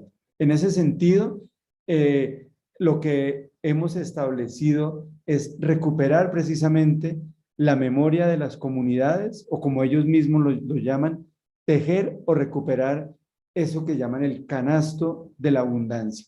El canasto de la abundancia para ellos, por eso, digamos, la propuesta y el título que tiene mi presentación está asociado con una bella palabra que es la del tejido, que es la del tejer, que precisamente en ese tejer es la manera como se teje el canasto de la abundancia y se recupera las memorias de las comunidades. Memorias que han estado pasadas y narradas precisamente desde el colonialismo, y memoria que ha, digamos, olvidado esas comunidades como viven actualmente, y lo que hacemos es establecer comunidades imaginadas y comunidades que imaginamos. O sea, ahí lo que nosotros consideramos es que hay una imposibilidad de traducción de la cultura. ¿Por qué? Porque precisamente la noción de cultura es establecida desde el centro y es una cultura en donde se establece una relación entre alta y baja cultura, y lo de ellos es folclore y tradición oral. Aquí plantearé entonces rápidamente, digamos, lo que se llamaría unos elementos en relación con la pedagogía decolonial, como un puente entre el ser, el saber, el hacer y el poder. ¿Por qué la pedagogía decolonial? Porque precisamente la pedagogía, digamos, vista no desde los saberes hegemónicos de Occidente, sino precisamente lo que la tierra, las plantas y otros elementos de la naturaleza, a pesar de que para ellos no existe esa distinción entre naturaleza y cultura, se vuelven mediadores culturales. y qué es esa ruta posible para empezar a tejer puentes. Y ese tejido de puentes se tiene que establecer entre precisamente las lenguas nativas, el español y las otras lenguas que, como diría el profesor, son importantes aprender porque vivimos en un mundo globalizado. Allí, la pedagogía decolonial nos da unas herramientas importantes porque considera precisamente lo que es autóctono y lo que es para ellos significativo, y en ese sentido lo significativo se vuelve una relación del ser, del saber, el hacer y el poder. O sea, no es una enseñanza de la pedagogía aislada del ser, aislada de los saberes que tienen estas comunidades, aisladas de las formas de hacer y obviamente estableciendo esos caminos y relaciones de poder. Quisiera terminar, ya voy a completar los 20 minutos, quisiera terminar con un texto muy bello de una autora chicana que se llama Gloria Anzaldúa. Gloria Anzaldúa, en un libro que se llama así tal cual, Borderlands, La Frontera, The New Mestiza. En ese texto, ella menciona, es un texto muy bello porque además está escrito como en 4 o 5 lenguas, que están entre el español, el inglés y 2 o 3 lenguas nativas del norte de México, frontera con Estados Unidos, y precisamente por eso el libro se llama La Frontera. Gloria Anzaldúa precisamente nos va a evidenciar el papel que tenemos nosotros de la conciencia, que debemos tener nosotros sobre la conciencia del mestizo, porque esa conciencia del ser mestizo es lo que nos permitiría romper esa dualidad entre sujeto y objeto establecido por la ciencia moderna colonial y que nos mantiene prisioneros, como dice ella, en todas estas imágenes y que nos va a permitir también trascender esas dualidades. Para ella, la conciencia mestiza es la respuesta al problema de lo blanco y los coloreados, o nosotros los coloreados, entre los hombres y las mujeres. Y sería también, digamos, como para ella sería, digamos, como el aspecto fundacional de nuestras vidas, de nuestras culturas, de nuestras lenguas y de nuestros pensamientos. Con esta breve cita termino y abro, digamos, ya más el espacio de conversación, que pues podríamos estar alrededor de unos 4 o 5 minutos. Muchas gracias. Voy a dejar de compartir.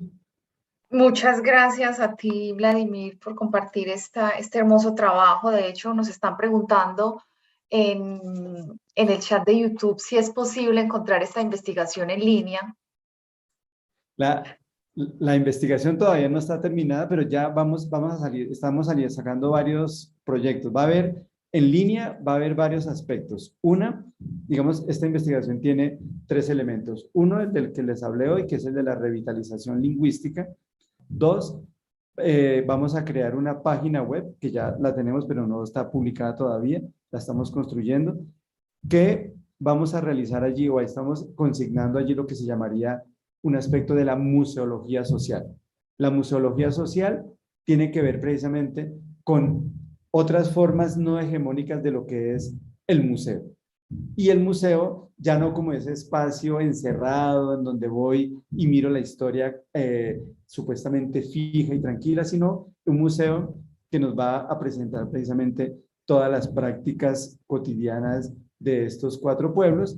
Y por último, en unos elementos audiovisuales en donde vamos a trabajarlo, para llamarlo de alguna manera, como le gusta a Aldemar, la multimodalidad.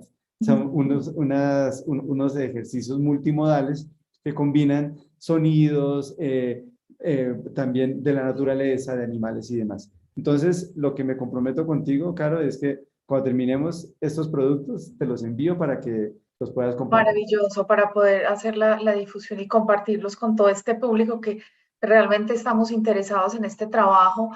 Vladimir, definitivamente lo que tú mencionas de ese tema de la colonización del pasado, totalmente de acuerdo, es un tema que no es del pasado, por supuesto que seguimos siéndolo. Yo quiero hacerte una pregunta, quizás ya hablaste de ello de manera indirecta, hablamos de esa hegemonía del inglés, esas políticas lingüísticas que tenemos en Colombia, especialmente sobre el inglés, pueden ir en detrimento precisamente de la revitalización y van hacia una dirección o aportan a la desaparición de las lenguas nativas, minoritarias, indígenas. Podríamos, bueno, tú nos dirás, pero mi preocupación es, ¿qué podemos hacer si definitivamente las lenguas extranjeras también son importantes, claro? Pero entonces nos preguntaríamos, ¿será que le damos más de la importancia que se le deberían dar frente a unas lenguas que están en peligro de extinción y de hecho ya muchas han desaparecido? Entonces, ¿cómo podemos como equilibrar ese contexto? No podemos decir, bueno, ya esas políticas de inglés, desaparecemos el inglés, el francés u otras lenguas extranjeras y nos concentramos en las lenguas minoritarias. Todas son importantes. ¿Qué estrategias podemos implementar para encontrar un equilibrio y a la vez evitar esa desaparición de las lenguas nativas? Sí, gracias, Caro, por la pregunta. Realmente, mira, o sea, de lo que el profesor, que este profesor además fue muy interesante porque en otro evento que estuve en Quibdó el año pasado, conocí al profesor, o sea, no, yo pensé que cuando, pues yo había visto la película y pensé que era pues una parte como actuada y tal, y no, es un profesor de inglés. Y tuve la oportunidad de hablar con él y en lo que él tiene razón y no podemos desconocer, incluso no se desconoce teóricamente, es que vivimos en un mundo globalizado.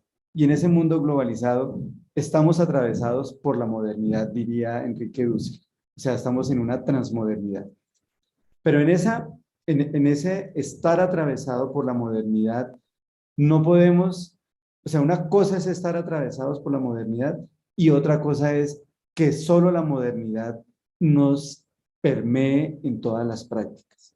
Entonces, si bien estas lenguas hegemónicas como el inglés, como el francés, en menor medida el alemán, el italiano y otras, y el español, se vuelven importantes para todos estos, para todos nosotros, pues fíjate que el evento lo abrimos en inglés, tú hablas inglés, pero pues, estudiamos en Francia, o sea, ahí hay toda una, digamos, una carga de la modernidad que no podemos desconocer. Lo que tampoco podemos desconocer es que convivimos con otras modernidades, con otras alteridades, y que esas otras alteridades, pues, si bien para ellos también es importante el aprendizaje de una lengua extranjera, también es importante mantener sus lenguas nativas para mantener también sus culturas y esas formas de convivencia que tenemos con ellos y que a partir de nuestras prácticas hegemónicas y coloniales estamos invisibilizando y acabando con ellas.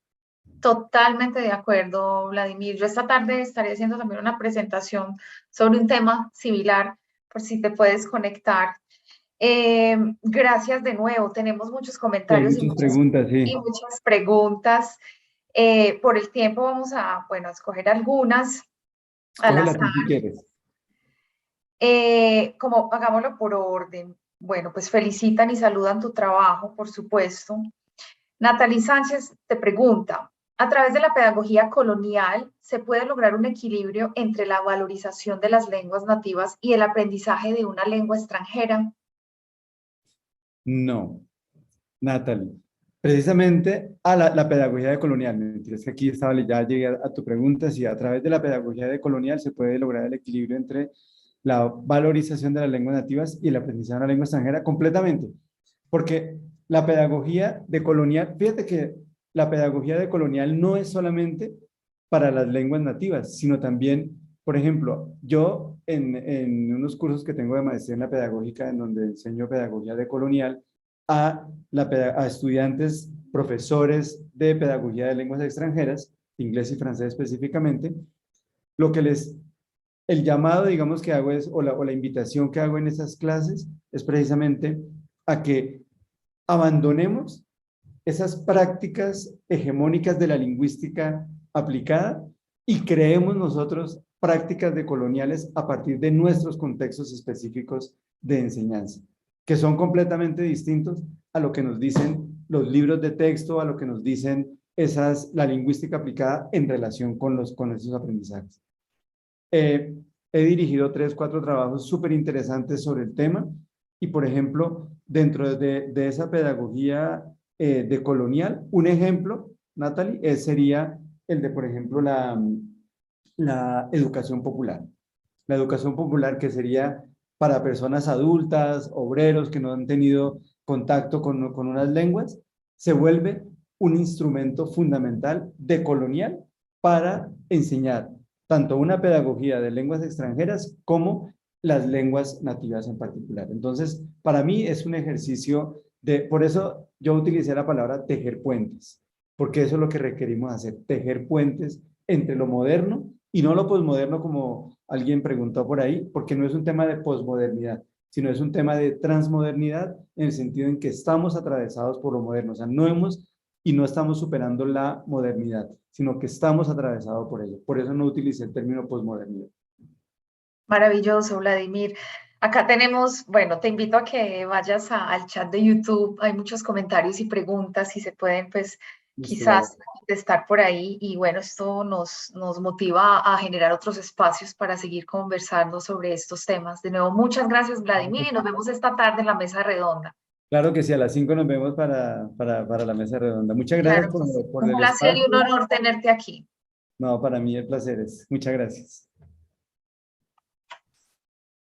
Bueno, nos excusan por las otras preguntas, pero ya por YouTube intentaremos dar respuesta a ellas. También el doctor Mike Byron ya fue a mirar las preguntas que ustedes hicieron esta mañana y envió las respuestas, entonces se las estaré transmitiendo. Bueno, continuamos con esta programación del Segundo Coloquio Internacional de Sociolingüística e Interculturalidad, Lenguas y Culturas. Por supuesto, en este evento también vamos a hablar del español como lengua materna, como lengua extranjera, y seguimos con invitados de lujo. Tenemos invitadas también internas a nuestro programa, a nuestro departamento, grandes investigadoras en el campo de la lingüística y la sociolingüística. Tenemos entonces con nosotros en este momento a las profesoras Claudia Liliana Agudelo y Yolanda Pasuy, ambas profesoras de la Universidad de Caldas del Departamento de Lenguas Extranjeras y de Lingüística y Literatura. La profesora Claudia Liliana Agudelo es lingüista del Instituto Caro y Cuervo, doctora en filosofía, profesora titular del Departamento de Lenguas Extranjeras de la Universidad de Caldas y una gran investigadora en las áreas de lingüística comparada y sociolingüística. Tiene varias publicaciones, libros y artículos relacionados con la sociolingüística y temas del español también. Gracias, profe Claudia, por haber invitado a esta invitación, también a la profe Yolanda. Andrés va a darle entonces la introducción a la profe Yolanda. Bueno, otra vez buenos días. Gladys Yolanda Pasuy Guerrero tiene título de pregrado en Filología e Idiomas de la Universidad Inca de Colombia. Realizó estudios de posgrado en el Instituto Caro y Cuervo en Bogotá, en donde obtuvo el título de Magíster en Lingüística Hispánica. Es docente del Departamento de Lingüística y Literatura de la Universidad de Caldas, desde el cual coordina el proyecto de Español para Extranjeros, Español para el Mundo, coordina el semillero de investigación en sociolingüística y en el momento adelanta sus estudios de doctorado en educación en la Universidad de Caldas. Profesora Yolanda, profesora Claudia, sean muy bienvenidas a este coloquio. Gracias. Muchas gracias, Andrés. Y las profesoras nos estarán hablando sobre el uso del voceo en Colombia, estigma o prejuicio.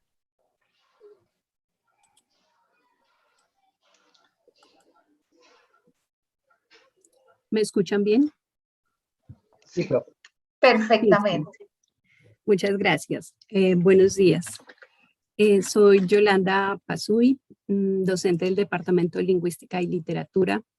Les presento a mi compañera Claudia Liliana Agudelo Montoya. Las dos vamos a presentar el voceo en Colombia estigma o prestigio. Pero antes de eso, quiero dar un agradecimiento especial a la profesora Germana y a todos los organizadores de este gran evento. También extiendo un saludo especial a todos los estudiantes, a los compañeros, a los invitados especiales, a los egresados que hacen parte de estos eventos que trabajan en pro de la sociolingüística. También queremos compartir con ustedes que esta ponencia, con esta ponencia nosotros rendimos un homenaje al profesor José Joaquín Montes Giraldo, un sociolingüista para nosotros el mejor, dialectólogo en Colombia, maestro de maestros. Gratitud para él. Pensamos que es un homenaje especialmente para la humildad en el conocimiento y todo el trabajo que él hizo por la dialectología. Bueno, la ponencia El voceo en Colombia, estigma o prestigio, surge especialmente de una investigación que nosotros realizamos, que lleva por título Actitudes lingüísticas de los profesores de lenguas de la Universidad de Caldas respecto al voceo, cuyo objetivo principal fue especificar algunas implicaciones de estas actitudes, especialmente en el uso y en la enseñanza. Entonces, veamos, el voceo es un fenómeno digno de ser estudiado. ¿Por qué? Porque es, digamos que nosotros vamos a trabajar especialmente sobre si él se practica o no se practica, pero en principio queremos definirlo al mejor estilo de Rafael Lapesa.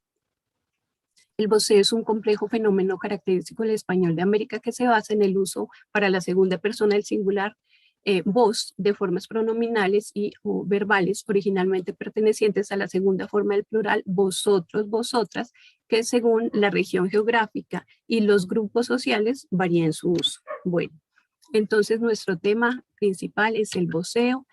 Para él vamos a seguir la siguiente agenda. En principio haremos un recuento del desarrollo histórico del voceo. Partimos entonces de sus orígenes en el latín, cómo se desarrolla en España y cómo llega a América. En el segundo apartado, el voceo en Colombia, cómo llega el voceo a Colombia y cuál es su evolución desde la colonia hasta el siglo XXI.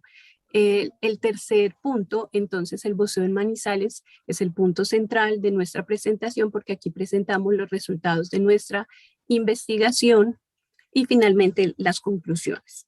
Entonces, le doy la palabra a la profesora Claudia Liliana para que inicie con este primer punto. Muchas gracias, profesora Vicky. Buenos días para todos. Vamos a ir muy rápidas en esta primera fase. ¿Qué queremos comentar? Que las lenguas evolucionan, ¿sí? Para el caso del voceo, que es un fenómeno que tenemos en español, este fenómeno proviene del latín, ¿sí? El latín clásico, que fue el que llegó a Hispania, se impuso como lengua de dominio, llevó consigo dos factores. Uno de los factores fue el uso de los pronombres y el uso de los verbos indoeuropeos. Ese aporte que dio el latín, digamos, al español, lo llenó de el pronombre de segunda persona plural y le dejó la desinencia de los verbos. ¿Por qué decimos los dos aspectos? Porque cuando nosotros en español pronunciamos, hablamos, conjugamos un verbo, inmediatamente nosotros en la desinencia verbal incluimos los accidentes gramaticales. Los accidentes gramaticales son tiempo, modo, persona, número, etc. Y cuando yo digo, vos cantás, o pregunto, vos cantás, yo inmediatamente tengo que hacer el ajuste del pronombre y el ajuste de la desinencia verbal para que se dé a la segunda persona o a la primera o a la que sea, ¿cierto? Ese fue el primer aporte. Vicky, vamos.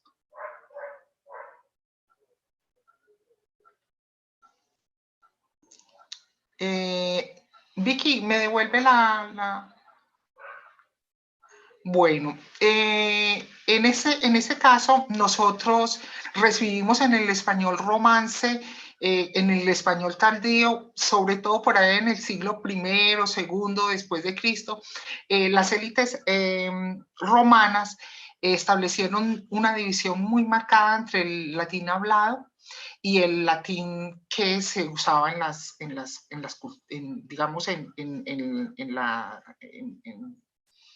los contextos más cultos. Esta tendencia se dio hasta más o menos el siglo VIII, IX, X, donde el latín dejó de hablarse porque el español como lengua romance, más bien el castellano, se formalizó sobre todo con la presencia de don Alfonso X el Sabio, y como tal el latín dejó de hablarse y el latín escrito se volvió latín culto.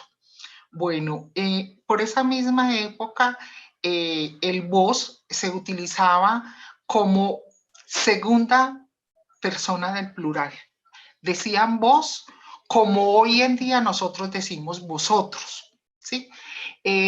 Pero empezó a utilizarse siempre con un estatus de dignidad para la persona con la que se hablaba.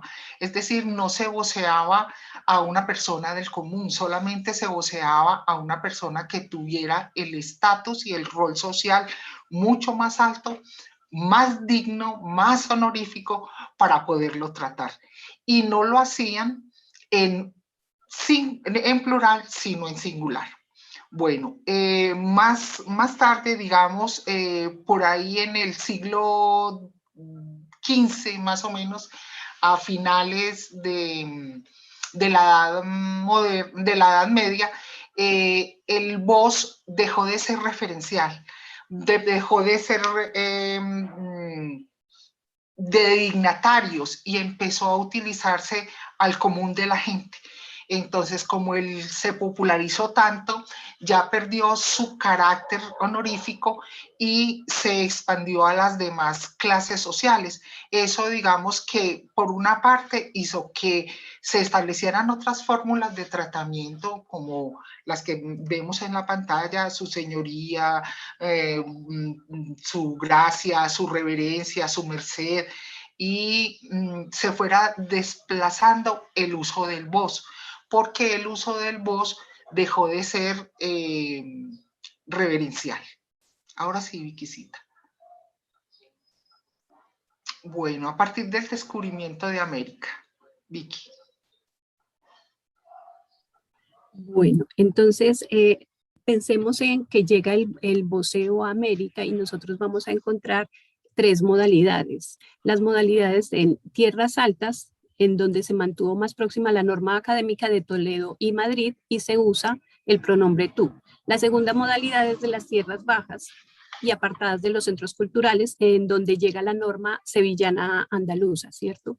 Y ahí es donde se usa el vos. Y hay una tercera zona a medio camino entre las dos, en donde se usa la norma toledana y sevillana, es decir, que se va a usar el tú y el vos.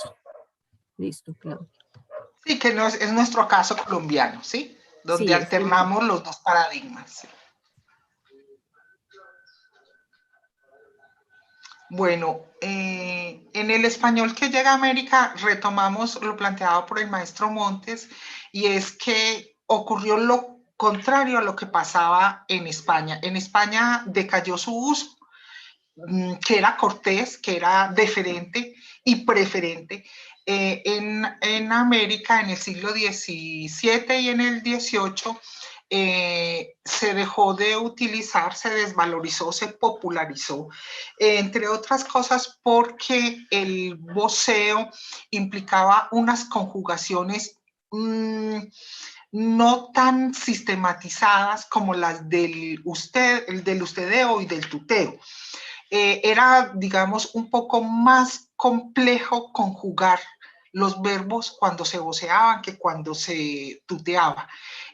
Otro aspecto fue que como se popularizó, el voceo se volvió al contrario. Si antes se decía para hablarle a los clérigos, para hablarle al emperador, para hablarle a la gente, digamos, de la corte, ahora en estos 2 siglos empezó a utilizarse para hablarle a las personas de menos rango social, es decir, los colonizadores a los colonos o a los sirvientes, y ese uso se volvió casi un uso de relación vertical, hacia abajo, no hacia arriba.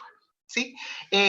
La clase dominante lo utilizó entonces para dirigirse a sus sirvientes y los mismos sirvientes para hablarse entre ellos. Por eso se dice que se desplazó el uso del vos a un contexto coloquial e informal y dejó de ser formal y de élite. Entre otras cosas, el vos fue reemplazado por el tú y por el usted. Bueno, Viquisita.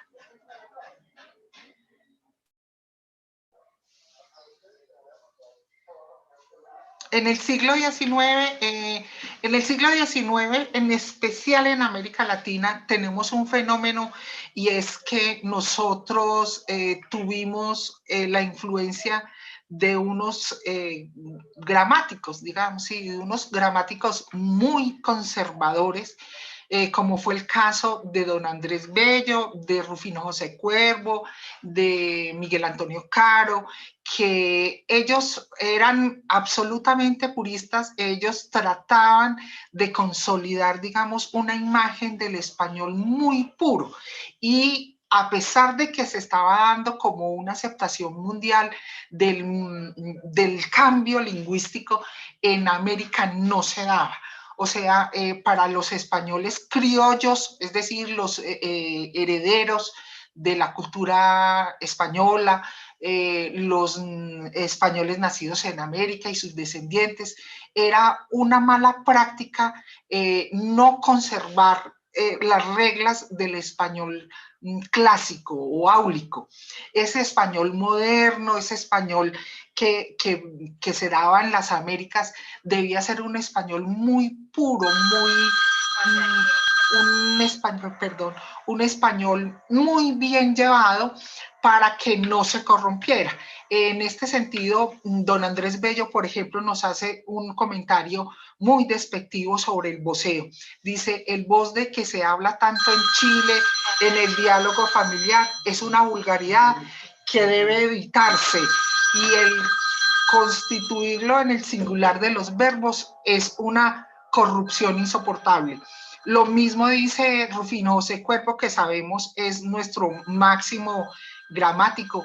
Lo considera una completa vulgaridad, porque, como les digo, el vosotros, el vos, era plural, y se empezó a utilizar el vos para una sola persona. Por lo tanto, iba en contra de las normas gramaticales.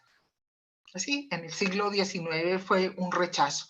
En el siglo XX la actitud cambió, sobre todo porque empezaron a darse investigaciones, estudios serios con enfoques dialectológicos, de geografía dialectal también, de lingüística comparada. En Colombia estuvo abanderado por el Instituto Caro y Cuervo, que fue el encargado de hacer el levantamiento, digamos, de la manera como se hablaba en las distintas regiones de Colombia. No solamente el español, sino de las lenguas indígenas. Por eso nosotros en la investigación partimos de los materiales lingüísticos que nos ofrece el Instituto Caro y Cuervo. El Instituto Caro y Cuervo plantea que el voceo es digamos, un fenómeno generalizado, venido a América, traído desde la conquista y arraigado desde la colonia en las distintas tierras, como decía la profesora Yolanda ahorita, que venían digamos, con unas modas, unas maneras específicas de hablar. Cuando venían a las tierras bajas traían una norma, cuando venían a las tierras altas traían otra, y cuando venían a los, digamos, a los lugares que no eran ni tan cerquita a la costa, ni tan lejos en las altas montañas, imperaba otra, que era la mixta.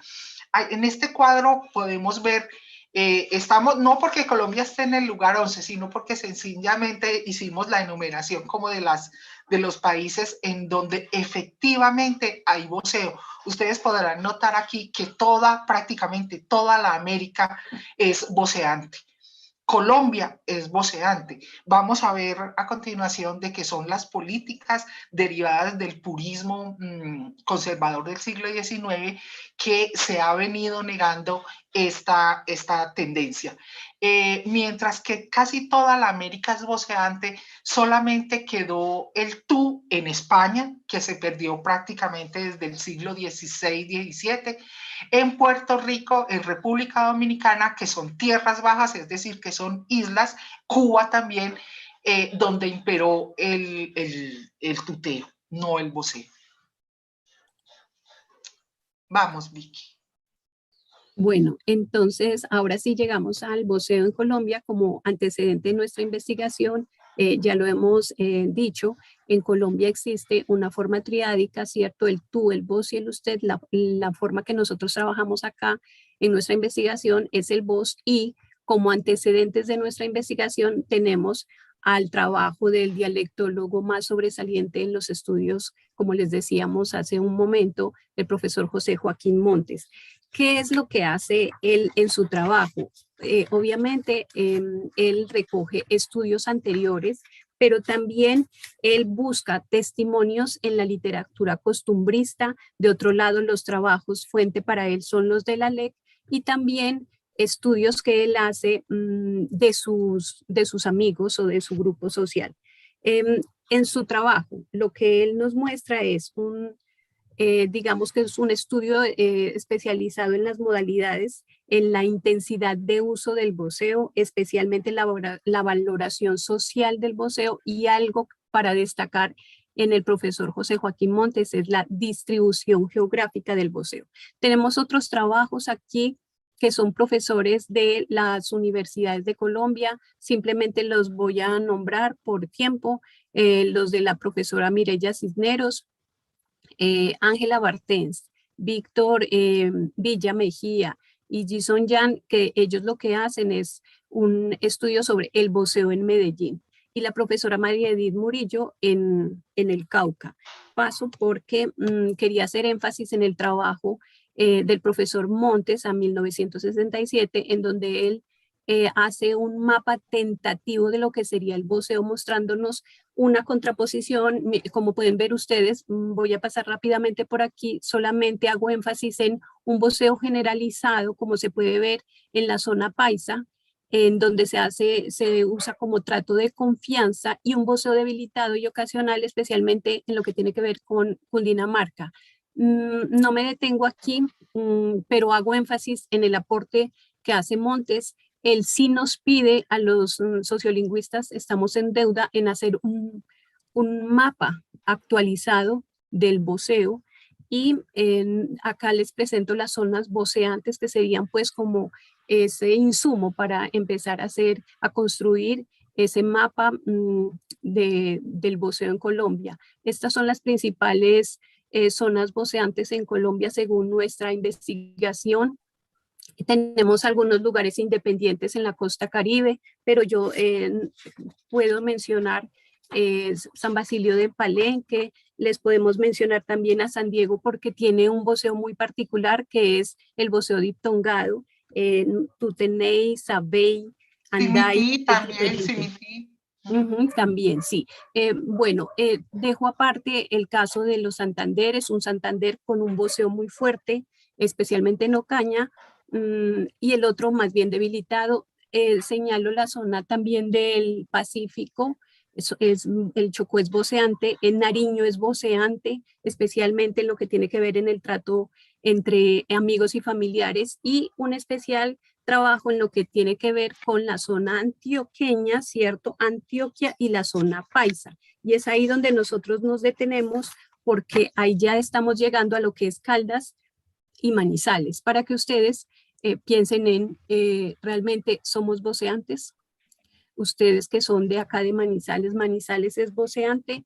Entonces para eso tenemos aquí un pequeño fragmento de lo que sería un texto sencillo de una situación comunicativa, un intercambio, ¿cierto? Muy sencillo en una situación cotidiana. Yo le voy a pedir rápidamente la palabra yo creo, Andrés y alguien más que nos haga el favor de leer cómo sería esta forma, pero yo les quiero pedir a todos ustedes que hagan el ejercicio y miren si realmente nosotros tenemos estos usos de formas de tratamiento. Entonces, Andrés y alguien más que colabore, por favor, la lectura. Juan, pedí la cuenta, porfa. No, es Andrés, sí. Sí, pero como nadie salió. Sí. No, Andrés, ya Andrés. está Ana Isabel, sí. Yo, sí, señora. Juan, pedí la cuenta, porfa. Dígale a usted, mi amor, mire que estoy hablando por teléfono. Parce, ¿y usted si tiene plata ahí o la ayudo? Tranquilo, yo saqué el cajero antes de venir, ¿te acordás? Bueno, Pipe, ¿cuánto hay que pagar? Son 40 por